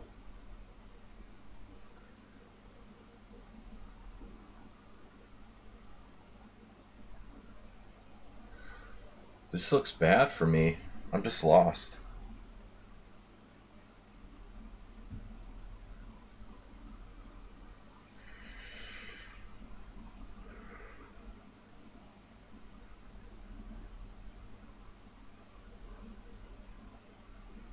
Looks like I'm practically lost. Totally outplayed positionally, and he does that move. Well, now I'm getting mated. Weird. This is really weird. Yeah, I think this player is a little too strong to be 1889. Hyper steady, alright. He had knight c5 that was very strong. This looks even stronger.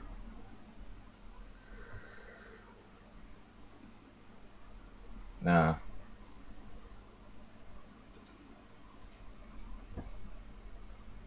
Incredibly strong play there. Nothing surprising about his statistics. But I mean, what an insanely strong positional style. Why is he thinking so long in this position? It's the longest he's thought on any move. It's really weird. I missed queen c5. I thought he was going to play knight c5. That was the whole point. 1, 2, 3, 4, 5. So he sacked a pawn. And I'm probably lost. Weird.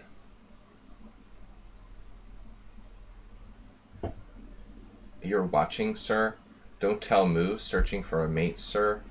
Uh-huh. I get it.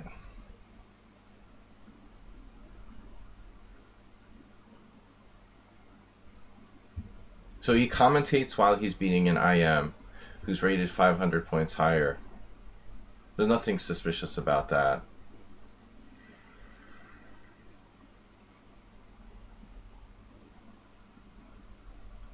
Totally sus, of course. When you look at the statistics, his play was completely normal, but this looks really sus.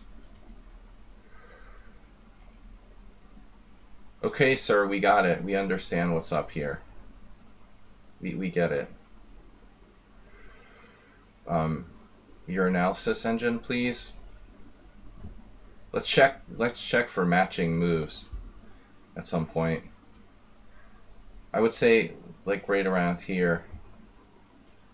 The entire game was 18 CPL, but let's check around here. Like playing for the B5. King C7, engine number 1 move.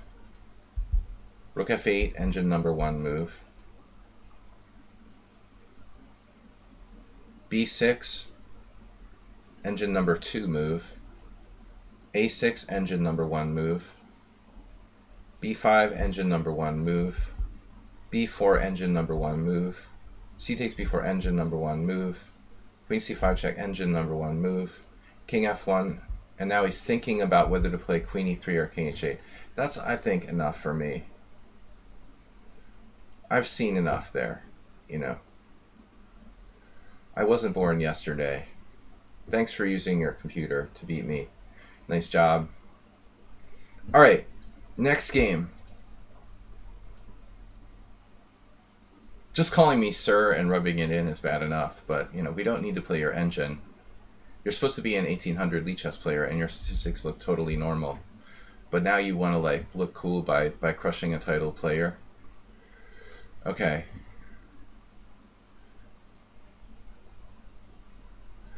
No, I mean, he just played like 10 engine moves in a row. It's completely normal. Very subtle positional plan, by the way. I mean, the A6, B5. It's kind of counterintuitive. The entire game was played like a high-level strategic player. You know, some people just want to look good by using the computer to beat a title player. Whatever. All right. Sad. The sir thing was exaggerated. I hate that when people call me sir. But the fact that he's sitting there, like, debating whether to mate me with Queen E3 or Rook H8, that's a dead giveaway. You know, he's sitting there looking at his screen, looking at Stockfish, debating between those two moves.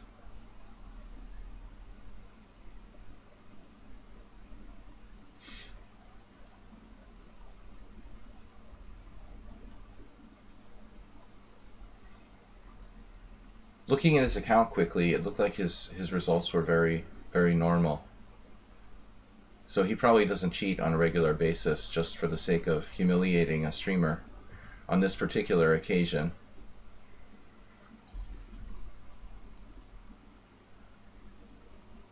Yeah, the Sir thing includes irony, of course. I mean, most people with that rating would be like excited and thrilled to beat someone much higher rated. Instead, he's like calmly sitting there calling me Sir while he debates how to checkmate me, commentating about it in the chat. I mean, whatever. It's obviously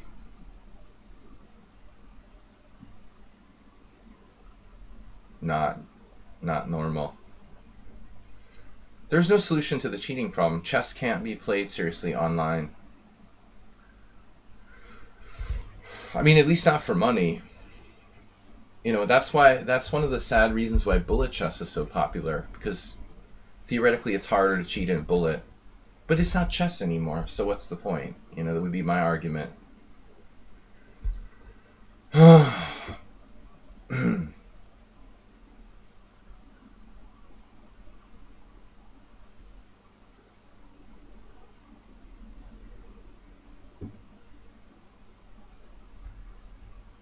Like, we could play a different game, like tic-tac-toe or something. No, that's too easy to cheat. Monopoly. Monopoly's been solved by computers. Probably. Chess must be played over the board. I mean, there's no other solution. That's the only one. And even there, you've got to be very careful.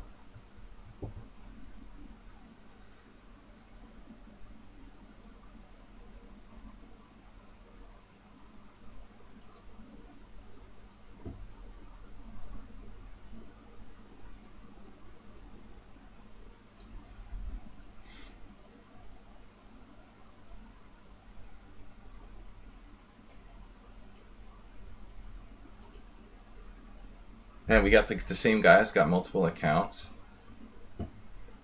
Elijah's granddad? I don't think so. It would be great if you could explain a bit more about my thought process. I'm already losing on time in most of my games. It's hard to explain, deep thought process in Blitz games.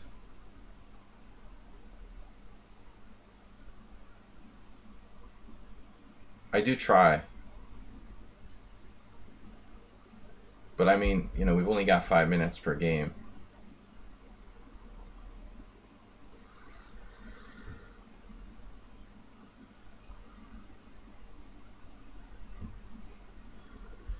I'm just dealing with this troll situation from the last game, the cheater. And then we've got a troll friend of his. Obviously, his understanding of the King's Indian is monumental. That's why he's 1800 on Lichess. Clearly, he has incredible understanding of all openings. Thus, his 1800 rating makes perfect sense. No, he has perfect understanding of, playing the moves the engine suggests at the top of his screen. That's his understanding.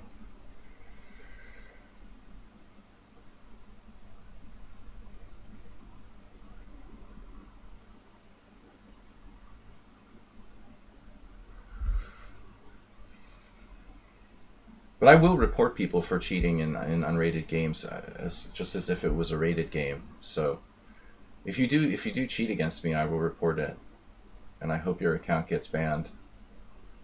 Though I have no control over whether people get banned or not. Fortunately, I really don't get a lot of people cheating against me. The proportion is relatively low. But that arrogant commentating and stuff was really a dead giveaway.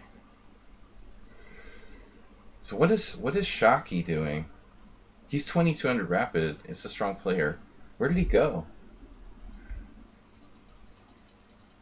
It's a Queen's Indian with Bishop A6. I don't know what came over me. I played Knight D2. I don't even know this variation. I thought Black was supposed to play C5. I really don't know what I'm doing here. I'm sure that Sir's understanding is better than mine in this as well. I don't know what I'm doing on the Knight D2. I just played it.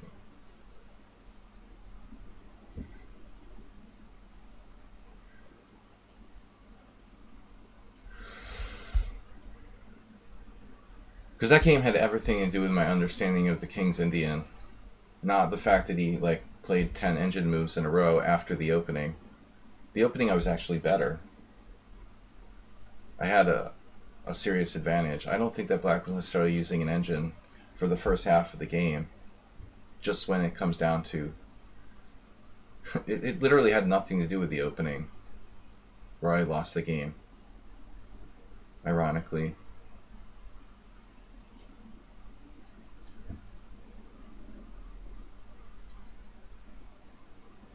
I have no problem with losing, you know.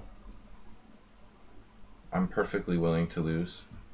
And I lose all the time, but people are so naive to think that I can't recognize the difference.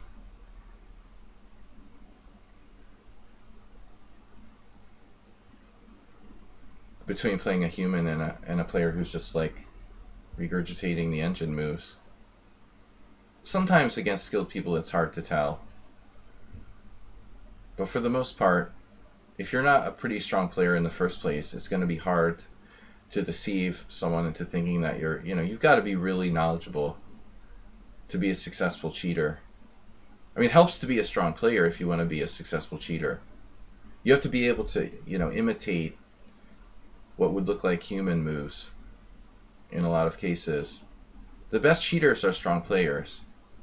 Obviously, like, grandmasters make ideal cheaters.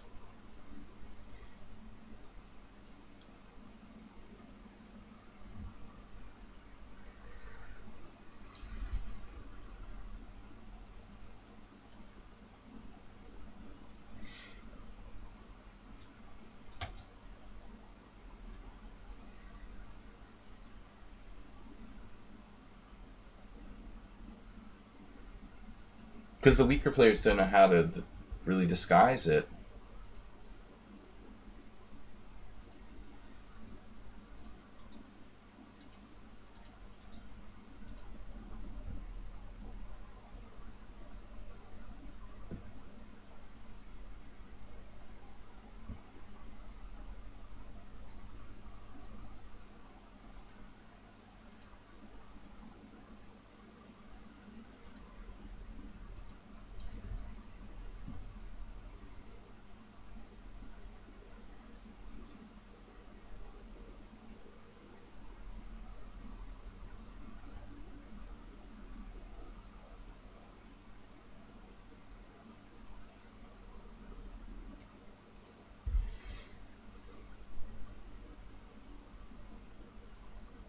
Is this last guy your subscriber?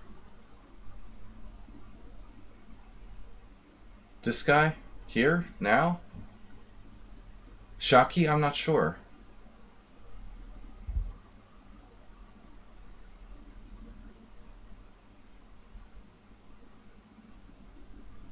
The cheater? No. He's sent me a message. He's offended that I accuse him of being a cheater, of course.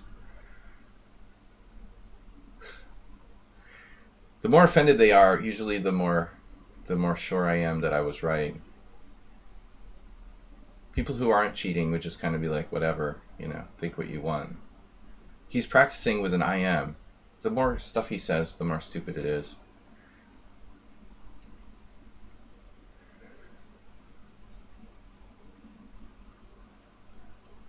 Of course not.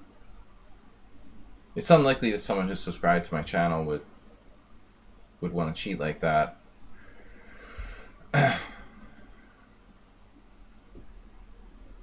Yeah, the Sir stuff was ridiculous. And the commentating during the game, who would do that?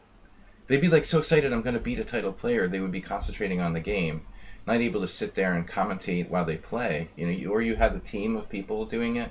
Maybe one player's entering the engine moves while the other one's just sitting there on his account making comments.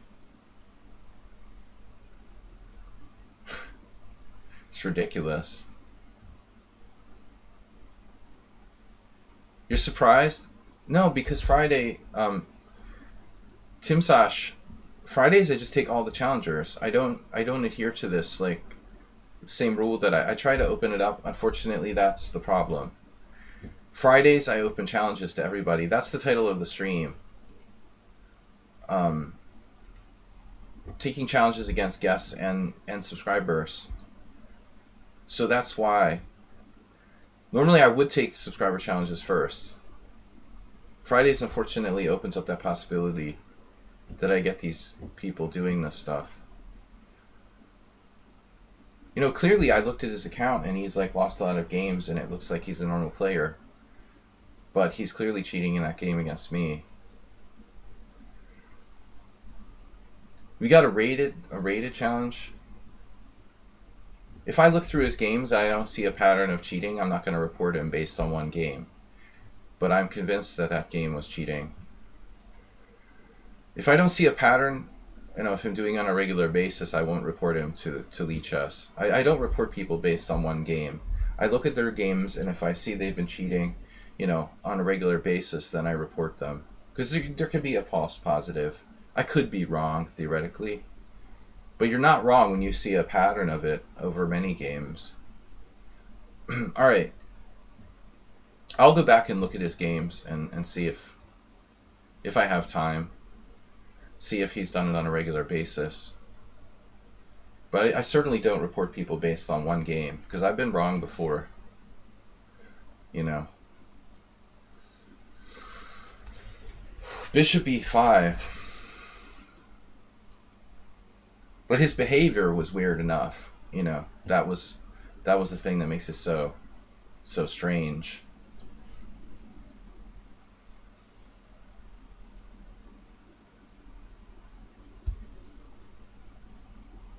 If you're really upsetting someone who's like 600 points higher than you or 500 points higher than you, you'd be excited and rather than commenting during the stream, you would be concentrating on making sure you played the right move.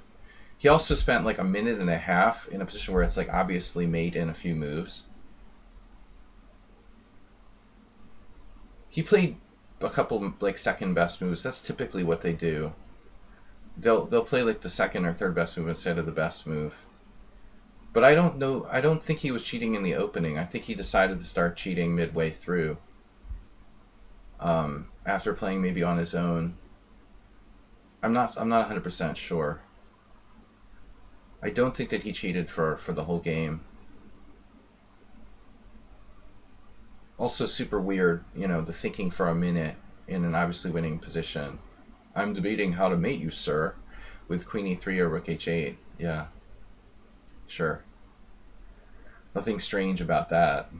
Like, grandstanding in a winning position when you're verge of like beating the strongest player you ever beat or something like that. It's incomprehensible. Wow, you were looking through his games and he's beating every player over 2200 but losing the 1600s. Yeah, that's pretty weird. You know, sometimes people are cheating like by having other people play on their account. He claimed he has a coach, and what a lot of people do, mostly kids, but not always. The coaches might be dishonest and even like play on his student's account to make himself look better as a coach or something like that.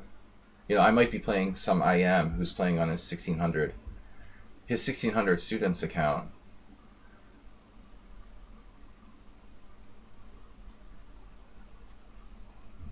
But the moves were just too much correlated with the engine exactly there to almost not be 100% sure.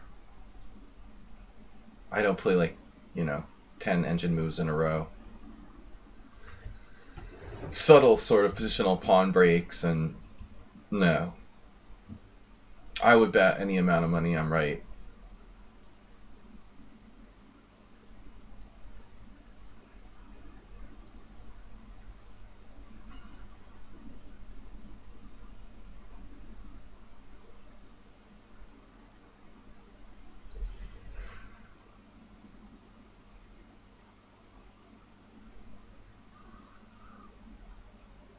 So Arnold has said in a stream that his chess students have admitted to cheating online. Yeah, I mean he probably confronted them, and that I applaud him for that, because like people are paying him for lessons and then cheat. You know, I know chess coaches who have played against their students who are cheating, and they're You know, I never like to accuse someone of cheating, but I wouldn't be afraid to call them out. But I know this one guy who's like afraid to even call out one of these people for cheating. You know, he's like embarrassed. Because you're never like 100% sure. You know, you're never 100% sure, no matter what.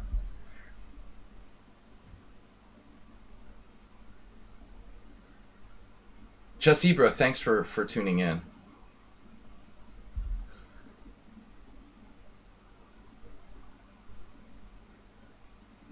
I mean, that's cheating too, though, if you have your IM coach or whoever it is play on your account. It's no different than cheating with a computer. I mean, somehow in my mind, it feels not as bad to cheat with another human. I mean, there's something so wrong about cheating with a computer, but really, that's sort of ridiculous. Cheating is cheating, you know, period. There shouldn't be any differentiation. Wow.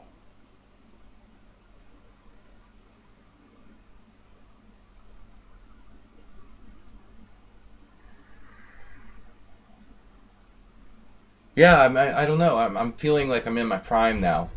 Between 1 o'clock and 5 o'clock, 1 o'clock and 4 o'clock, I feel normal.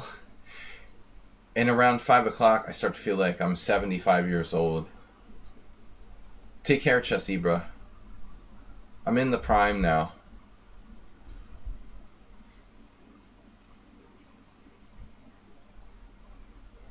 My prime time.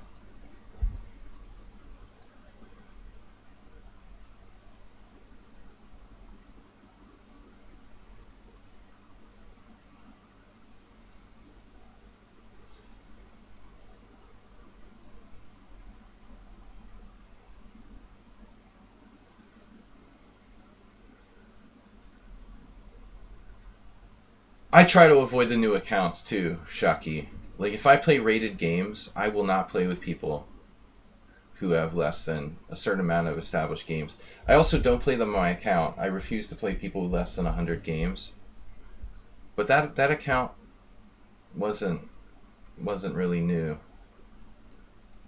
Wasn't completely new. That is a good thing, though. Like, in general, don't accept challenges from people who have new accounts. I would avoid playing them.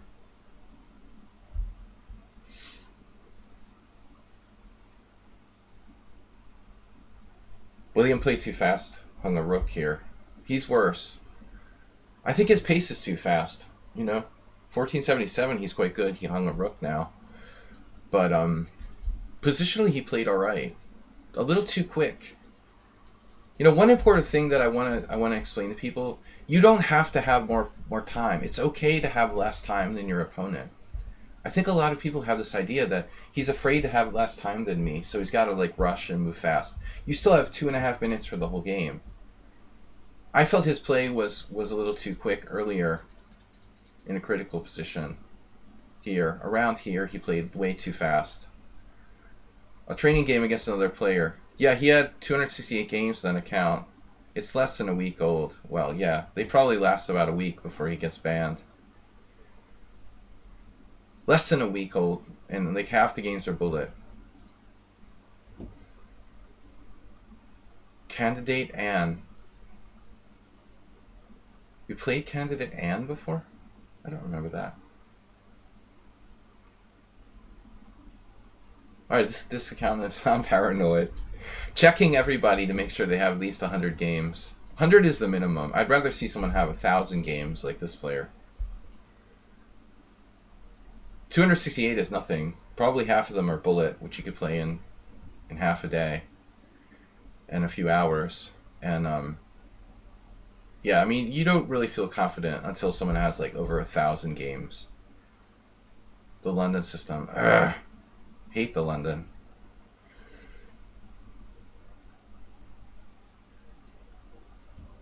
I don't remember playing Candidate Anne before. What did we play? It must have been... Wow, King and Pawn Endgame.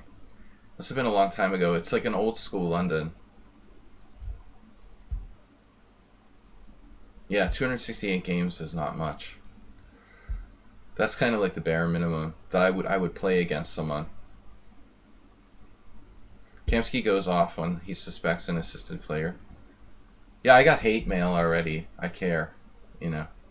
He'll probably like send me threatening messages on my YouTube channel or something. What can you do? Wow, d5. That looks premature.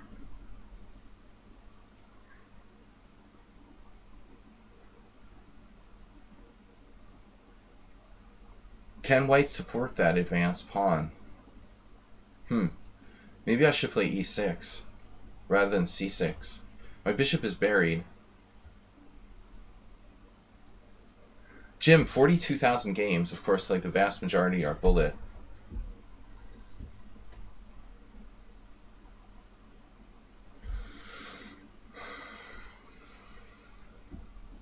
I mean, I don't like to spend my afternoons like figuring out whether people are really cheaters or not. I'll scan his games and see if he cheated on a regular basis. If I'm not sure, I won't report people. I haven't reported anyone in a long time. I mean, I honestly, it's been like 2 weeks since you know, the most times I report people while playing like an hourly arena, and I rarely report people from games I've played. I'll occasionally play in the odd hourly arena, and there'll be somebody in one of those hourly arenas who's like won their last 50 games or something, or they're just like blatantly trashing the tournament, like blatantly cheating, and no one reported them. It's like what is it called? The free rider dilemma? Nobody wants to be the one who bothers to report people. No, I'm not publicly shaming anyone. It was a player I played with. But you know, it's amazing how long those people last in the hourly arenas without getting reported. You know, who wants to be the one to have to take the time to like file a report or whatever?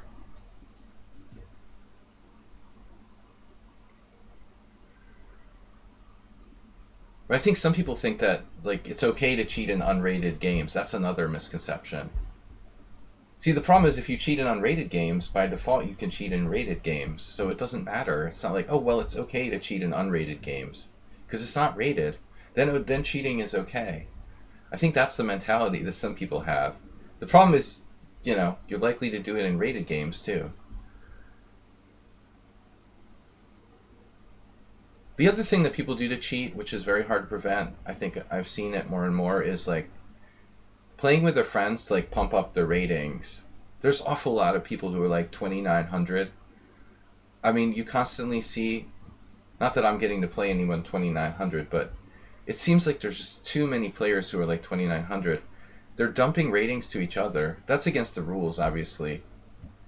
But you get people making new accounts, you know, and then they'll like just lose a bunch of games to another guy. And all they do is play other players who are 2,900. Rating manipulation is by default, you know, difficult to police here. If you do it really blatantly, you know, you just play like 100 games with your friend and you lost 99 out of 100. I mean, they'll ban you from Lichess. But it just seems like there's too many anonymous accounts who are like 2,900.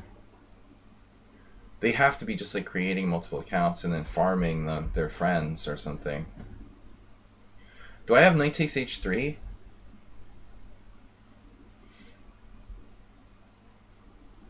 As Jim says, farming. So I don't have anything here directly.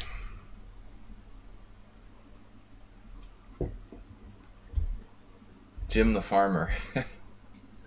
Bishop g4, jeez. He has bishop g4 as well.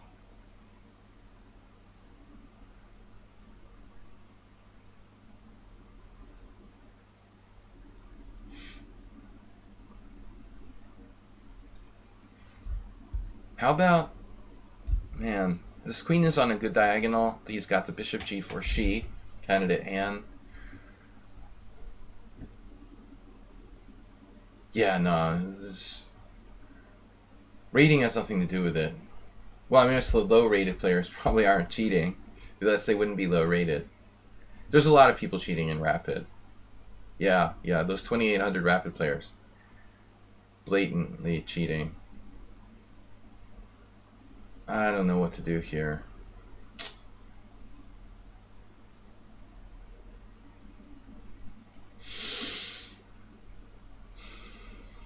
What about e4?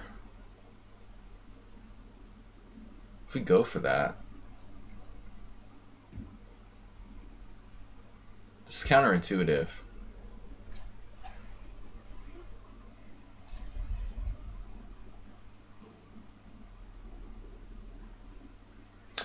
Yeah, Team Sash. Well, I was mentioning I think you may be distracted by a phone call, but you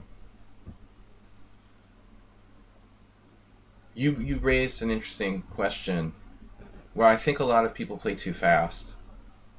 Most people play too fast. Don't be afraid to have less time than your opponent. I felt like your pace was a little too quick in the earlier moves too. So Canada N is very solid.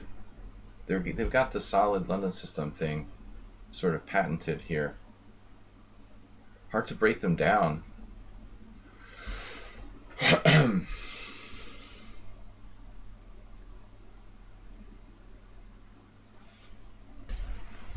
White went with the passive formation early on.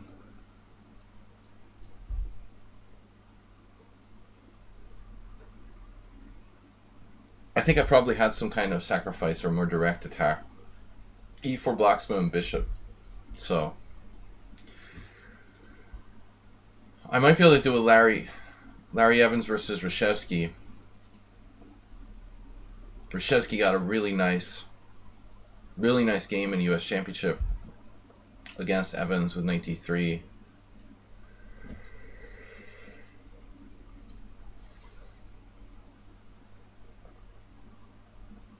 White shouldn't have allowed a4 either here. Maybe they're going to play knight b1, knight c3, but it's kind of slow. It is difficult to break through. I guess my last move was a blunder. Damn, I should have played queen f6. I missed it. I saw it earlier too. Wow. Queen f6 is just crushing. Knight b1.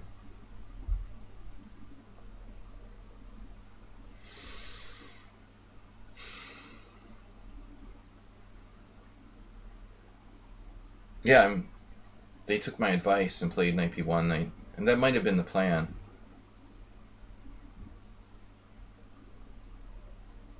Me weak.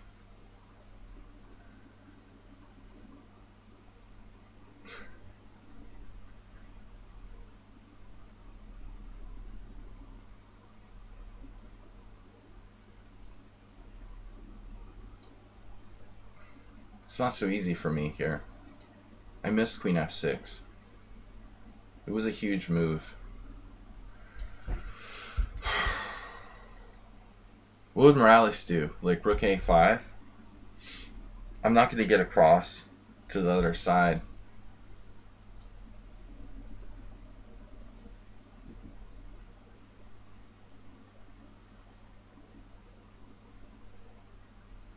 Why did the duck cross the road?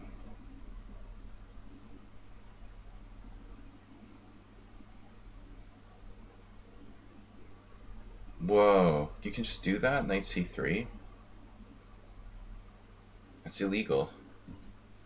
Just knight c3.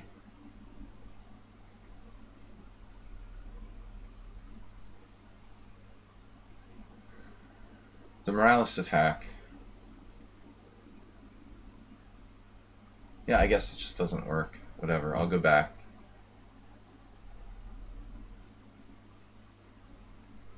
Well, White's a strong bullet player.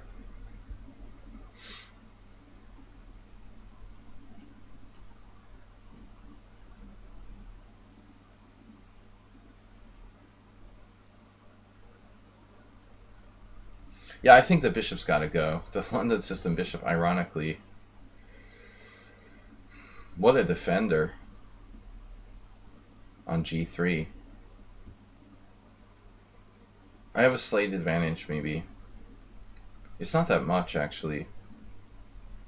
Maybe I'm not even better here.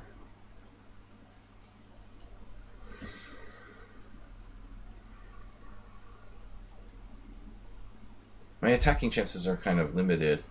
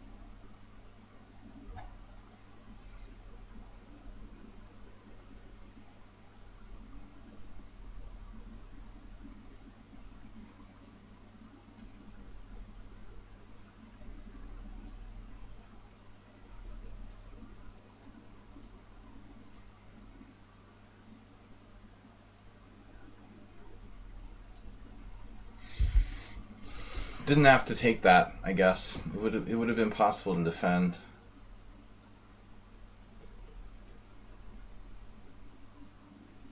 Probably not indefensible. Well, I could have traded queens as well, likely. Not a great game by me. Oh, Happy Duck is not that challenger. Now we got Happy Duck. Rapid rating, new account. Is that rated? No rated. No 3+2.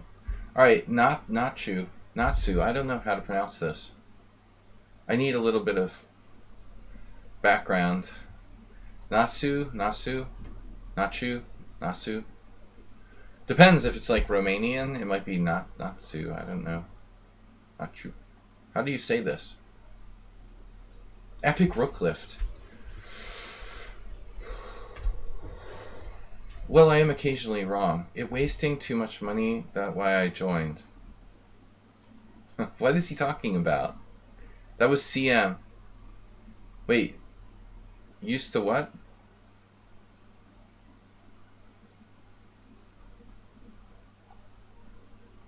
Me weak? Yeah, if you're a candidate master, you wouldn't understand why people cheat, probably. Because they can't play as well as you. Because you can play naturally a pretty strong game. You don't need to cheat to get attention.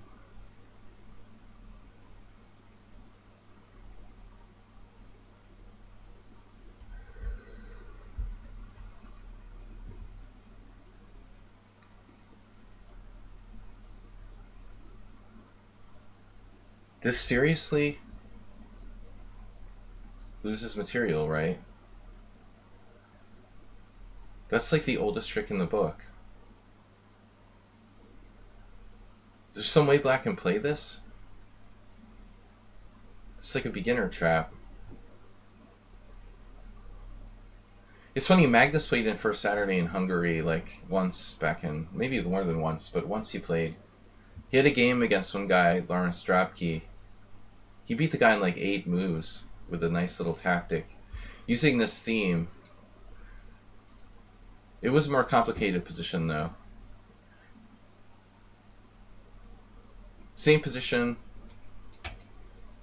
Knight on c3, knight on f3, queen on b6, knight on f6, I think. Knight on e5. Knight takes b5, queen takes b5, bishop takes c4, threatening mate on f7. I was just looking at that tactic. Magnus had a knight on e5, a knight on c3, queen back on d1. Black had a knight on f6 and his queen on b6 with the same structure as this. And it was, just looking at this morning, it was like black missed knight takes b6, knight takes b5, queen takes b5, bishop takes c4 with a raging attack. He had like bishop takes f7 check. He won in like 9 moves against a 2450. This is weird for a 2100 player to blunder this. He's much higher rated than our hero. They're Greek Vampire. Oh, I mean, this is like... Maybe black can play a move here.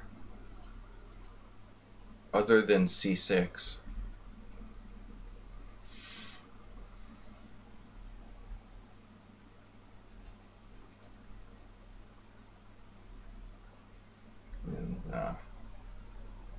It's already bad.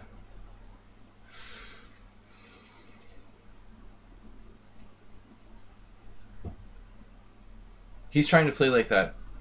There is a line with e4, b5, but that's different. It would be d takes c4. Maybe he's trying to play that. You know, that's what he's trying to do. e4, b5. Hikaru has played this. e4, b5, a4. I think that's what he must be thinking. You know, that's why he fell into this trap. See, the line with e4, I don't have queen f3 attacking the diagonal. In the e4, b5, a4, c6, pawn takes, a4, it's like an exchange sack variation.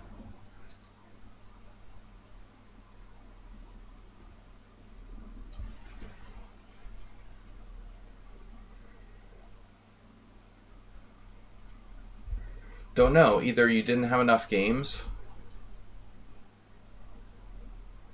or you were challenging me to the wrong time control. But I don't randomly decline people's challenges for no reason. You challenged me to rated or the wrong time control. Most likely. It has to be casual 5+3. I put it at the bottom of the screen so everybody realizes that. The bottom of the screen it says 5+3 casual blitz in big letters. If you're watching my stream, you can see that obviously. We have first time chat from Chess Hobbits 99. Chess Hobbits 99. Your Chess Hobbits? Yeah, Chess Hobbits.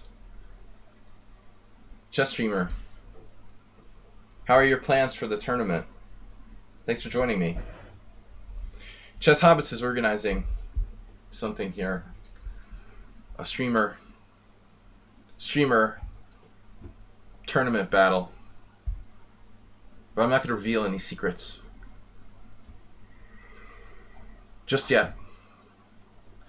E takes D4.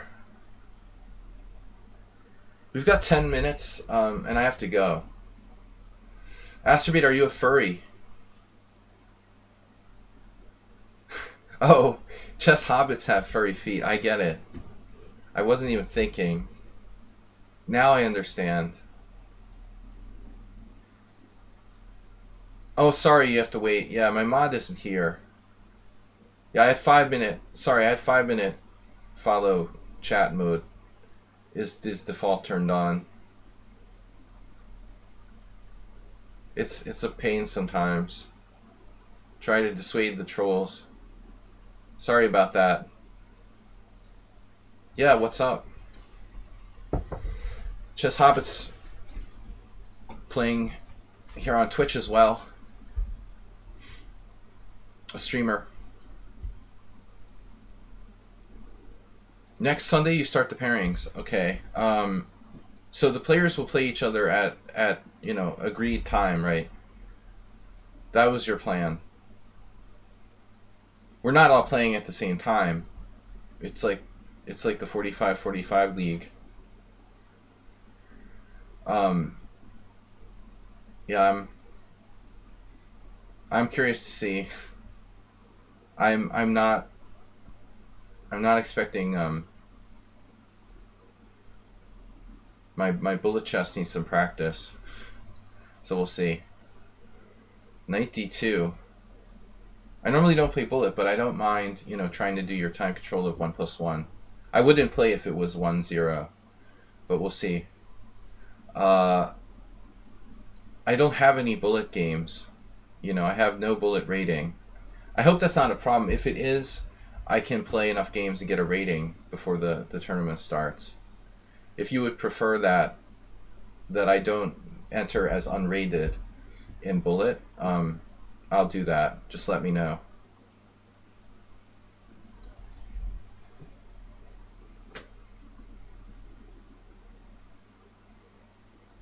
Oh, Schieberspieler, okay. Yeah, cool. Just let me know if it's a problem that my bullet is unrated. Okay. I mean, I played bullet, I don't like to promote it. But I can play. Yeah, I'm excited. It'll be fun. So, lots of good players. Are you playing yourself? Oh yeah, you're on the list. Okay.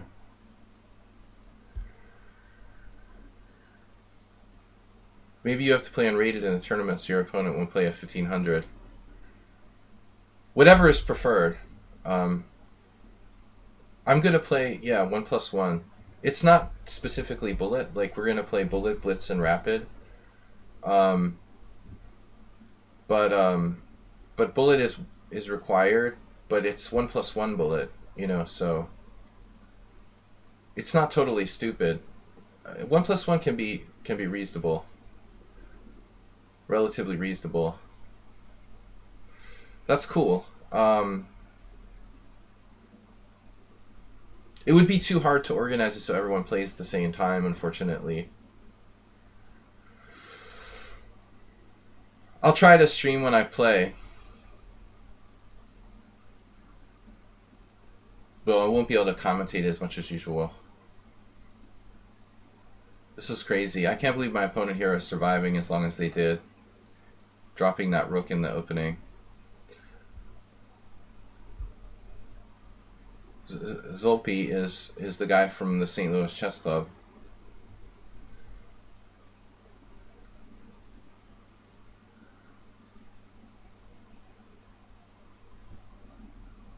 Yeah, so Chess Hobbits is organizing a competition, and I agreed to play. Yeah, it's funny. There was a Hungarian player named Srans Istvan. I never knew them, but I remember that name. Maybe he's a relative. I have to ask him. But I think the guy was passed away, probably. I never met them. Exact same name. Okay, queen. Yeah, we're just gonna get out of here. I should trade queens. Always trade queens. So Schieberspieler. I hope I don't get paired with Schieberspieler. He's tough. They're all tough, though. It's a tough bunch of players. I'm at a huge disadvantage in bullet, but hopefully I can make up in the rest of the longer games. Nice fighting try here by my opponent, down a full piece out of the opening. As I said, I think black thought it was an e4 variation. That's the explanation for the fact that black lost a piece here. But thanks for stopping by, Chess Hobbits, so you can count me in.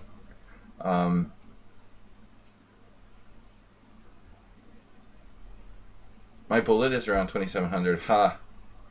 No way. I don't know what my bullet strength is. There's a big difference between like non-increment and with increment. But I can't imagine I'm better than I am at Blitz, so my true Blitz strength is in the 2600s probably. Bullet would be lower. You know, I would think I could be like 24, 2500 in bullet, but I mean, I'm not that fast. I'm just not that fast. If I get in time pressure, I can't pre-move as well as most people. I'm at a disadvantage. When I get in very bad time pressure, I think I'm at a disadvantage without having practice pre-moving a lot, like playing. I never play sudden death, 1+0. You know, I'm used to the 3-second increment, which is a huge disadvantage. So I have to get used to playing with a 1-second increment. I've been practicing a little bit. I practiced a little. I can do it. The thing is, I'm going to have to play bullet on my phone. I'm really, really, really better at moving faster with the phone than the mouse. So I can play like Blitz and Rapid with the mouse, but bullet will have to be played on phone. Otherwise, I'm too slow. I'm incredibly better at moving quickly with the phone, but I will make mouse slips. Is there summer in Hungary? Of course. Yeah, we have a very typical sort of, you know, seasonal weather here. I think that Hungary is equivalent to like mid-Atlantic USA, like Washington D.C. or something of that sort. The funny thing is Hungary is further north latitude-wise than even like Boston, which is really weird. If you look at maps, it looks like the United States is aligned incorrectly with Europe. Well, you've got a big country there, Ripun. I'm sure that it differs from north to south in India. But in the mountains or no mountains. Hungary doesn't really have mountains, so we don't have a lot of that.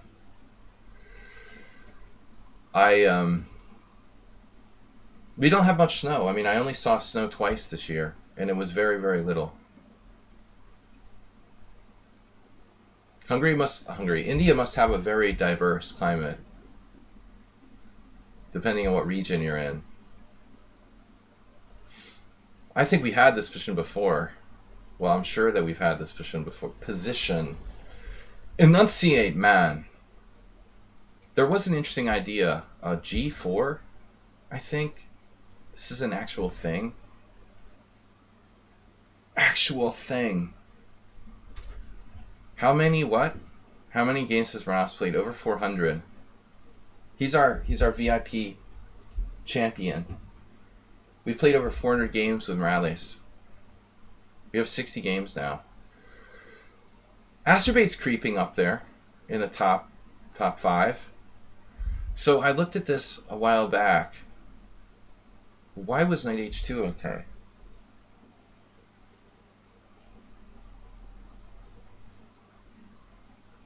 And now I'm having second thoughts. No, I guess it works. I play Knight H2. I guess I could play Knight D2. This isn't that great though, is it? He has Knight F6. Feels like I overestimated my chances here. Thought I was guaranteed to get my pawn back. Doesn't look so certain anymore. How about Knight D5? Yeah, I'm not so sure about this. We'll have to have a look with the engine. I did something wrong. I have to go too. Happy duck. I might play one last game with Jim. Arsenal has 300 games. Astrobate 270. So guys, anyway, Chess Hobbits is organizing a streamers sort of, not a streamers battle, but a streamer match tournament where the streamers will have play each other in different time controls, and it should be fun. But we can't all play at once. I'll try to stream if I can when I do that.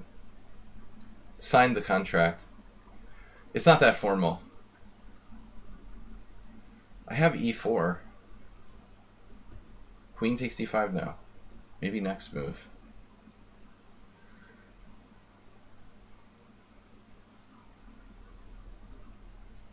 No, I mean, we're not holding a tournament for you guys. The streamers themselves are playing.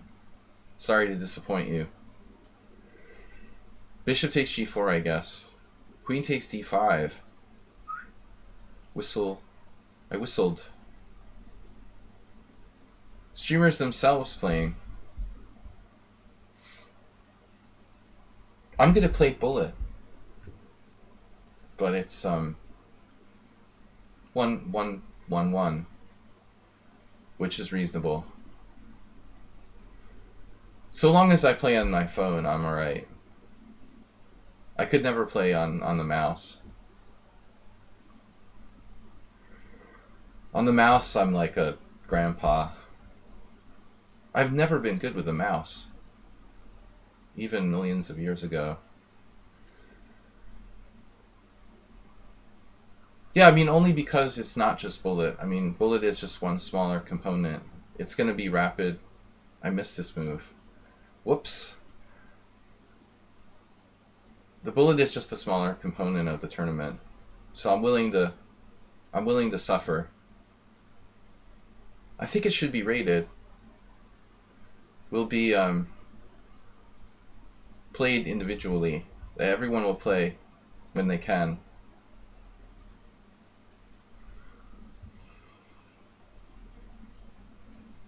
I should have played Knight G4 right away there.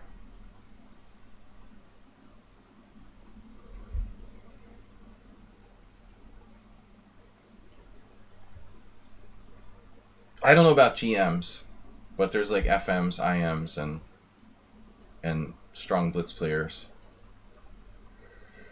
I don't know that there's any GMs playing. NMs, FMs, IMs from the initial list. But everyone's a streamer, so the point is streamers.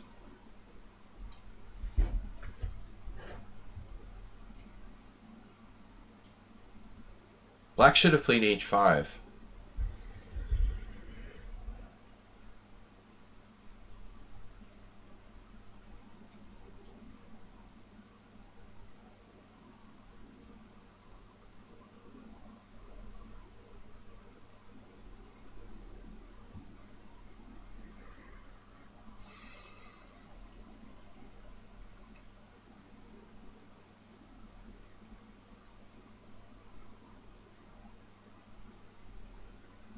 Nah, I don't like that move.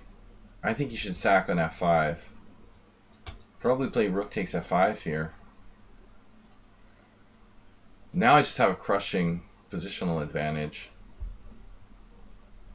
I don't need material. The knight is so much stronger than the bishop here. He should have sacked the exchange. Now it's too late. I mean, I have too much of a good grip on the position. Noobs. Hopefully I'm playing a noob. Schieberspieler will play. I didn't know that. I'll be unhappy if I play Schieberspieler because he knows me. He knows me too well. Of course, then I know him too. So maybe it's better that I played Schieberspieler. The chances are low. So I guess it'll be like matches or something.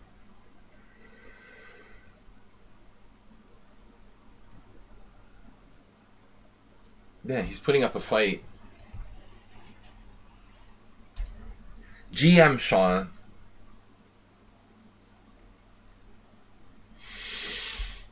Alexa, play e4. 1 e4. Really? I didn't know that, Astrobate. I thought it just played tic-tac-toe. Wow, how strong is Alexa? Are you serious? I can play Alexa?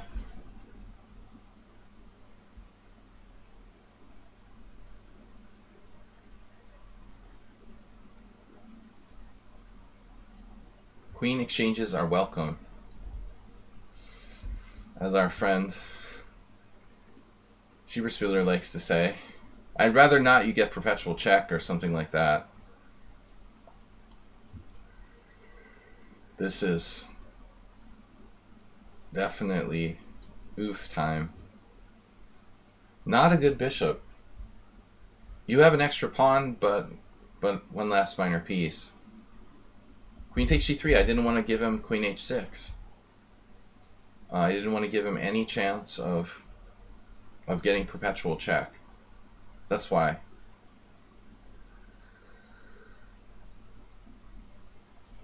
Enter the dragon.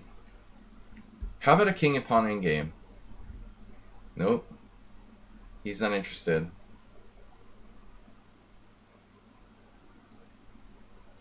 Provoking weaknesses. Zugzwang is a problem.